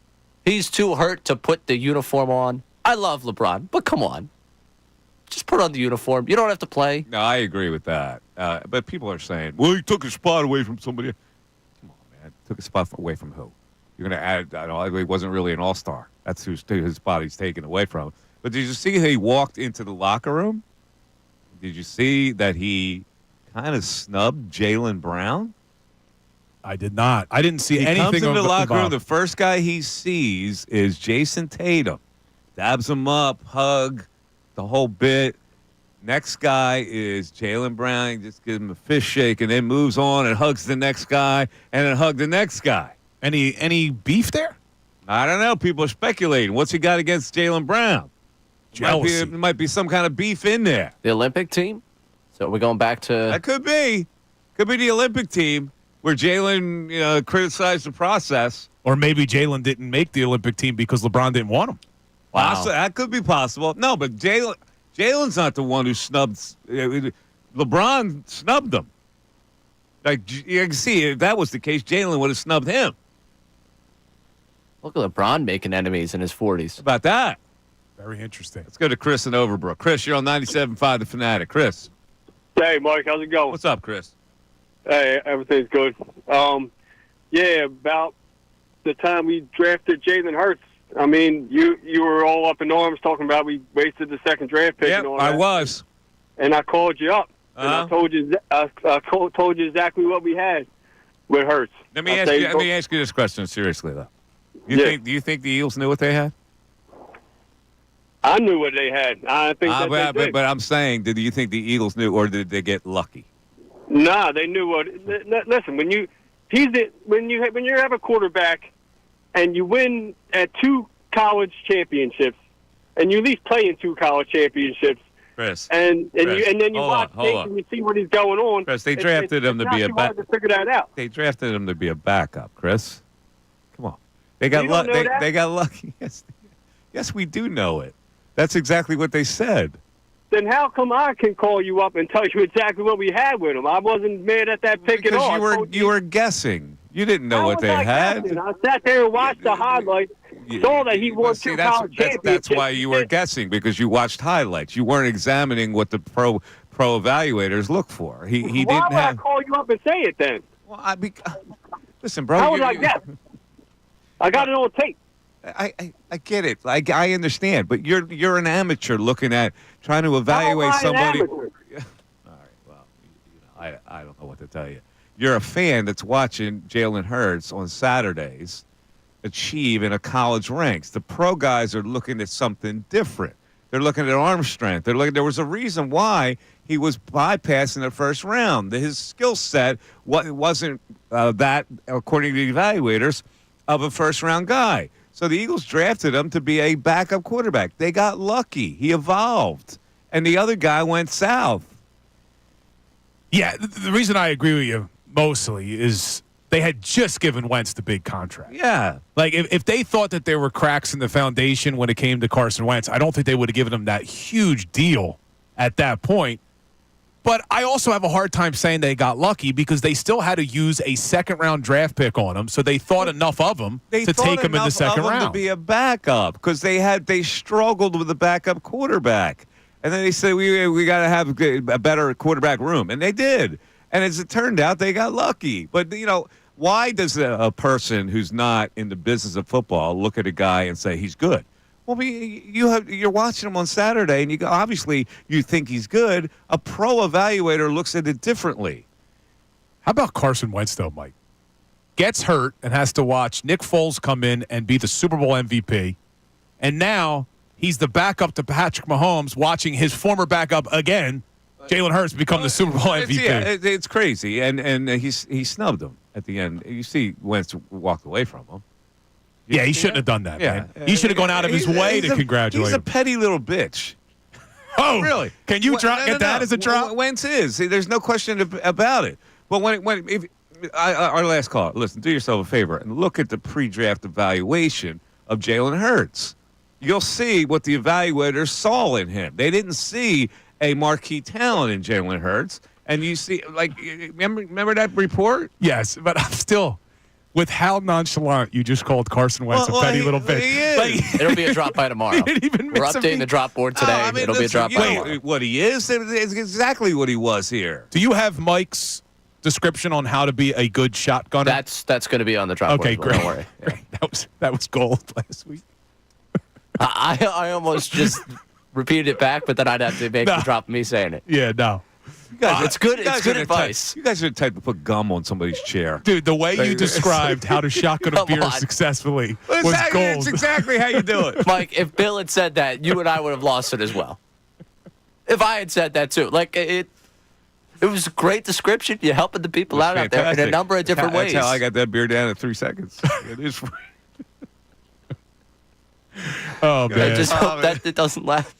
Never mind. Shut Let's up. go to Tom in Alabama. Tom, you're on 97.5 The Fanatic. Tom. Yo, Bill. Yo, Mike. How you doing? What's up, Tommy? Ray, how are you, man? I'm wonderful.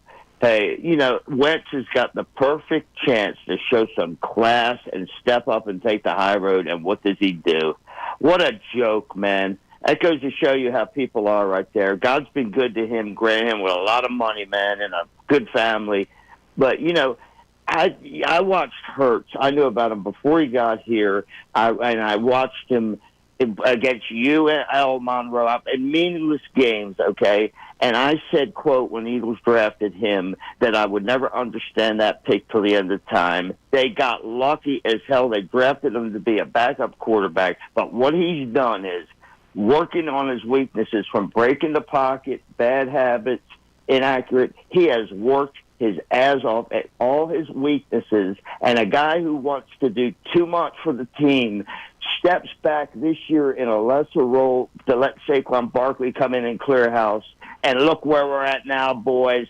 Two-time It's a great Super Bowl story. champion. It's a great story. He evolved into a premier player who won a Super Bowl and played in another one. But at the time, you go, oh, there were questions about him.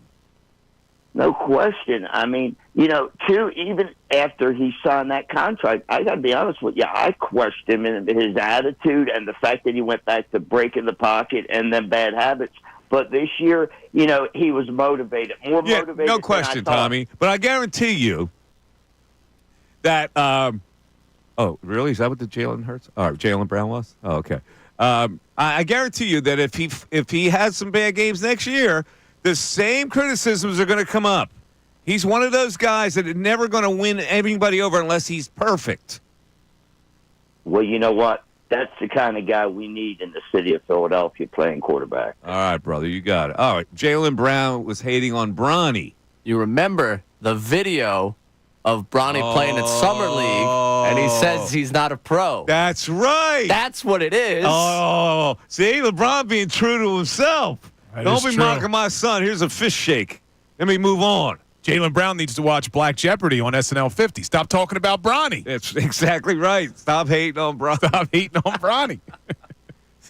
See, LeBron, I admire that then. That's his son. Yeah, look, he's going to stick what up with Jaylen Brown said was true, but that's beside the point. Right? Yeah. It's your son. Don't mess with your son. Well, he did try and clarify. Remember, he said he was excited to see him develop as a pro, which was also a horrible lie. Yeah. Yeah, he did.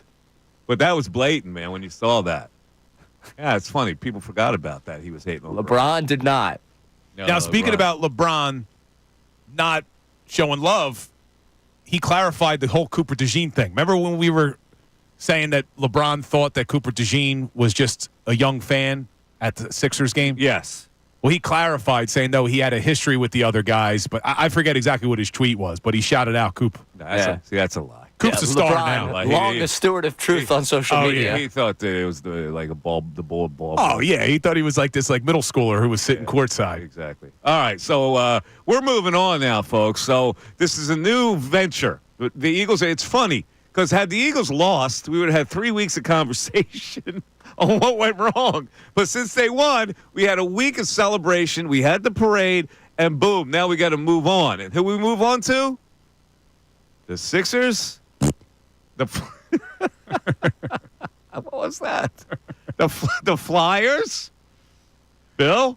Hit the horn, Hit man. it, Ray. Hit it. This is very, very bad. Oh, hit the wrong one. There we go. Meets call. And Philly spring trading. Now, what we also have, tomorrow is a big day, Mike. It's the first day that teams can apply the franchise tag in the NFL. All righty. Eagles haven't done it since 2012. Yeah, and they won't do it again. And I doubt they do it again. All right. Everybody, thanks for listening. We appreciate it. And have a great rest of the evening. And we're back at it tomorrow from 10 to 2. The Mike Missanelli Show. Thanks, everybody. Bye-bye.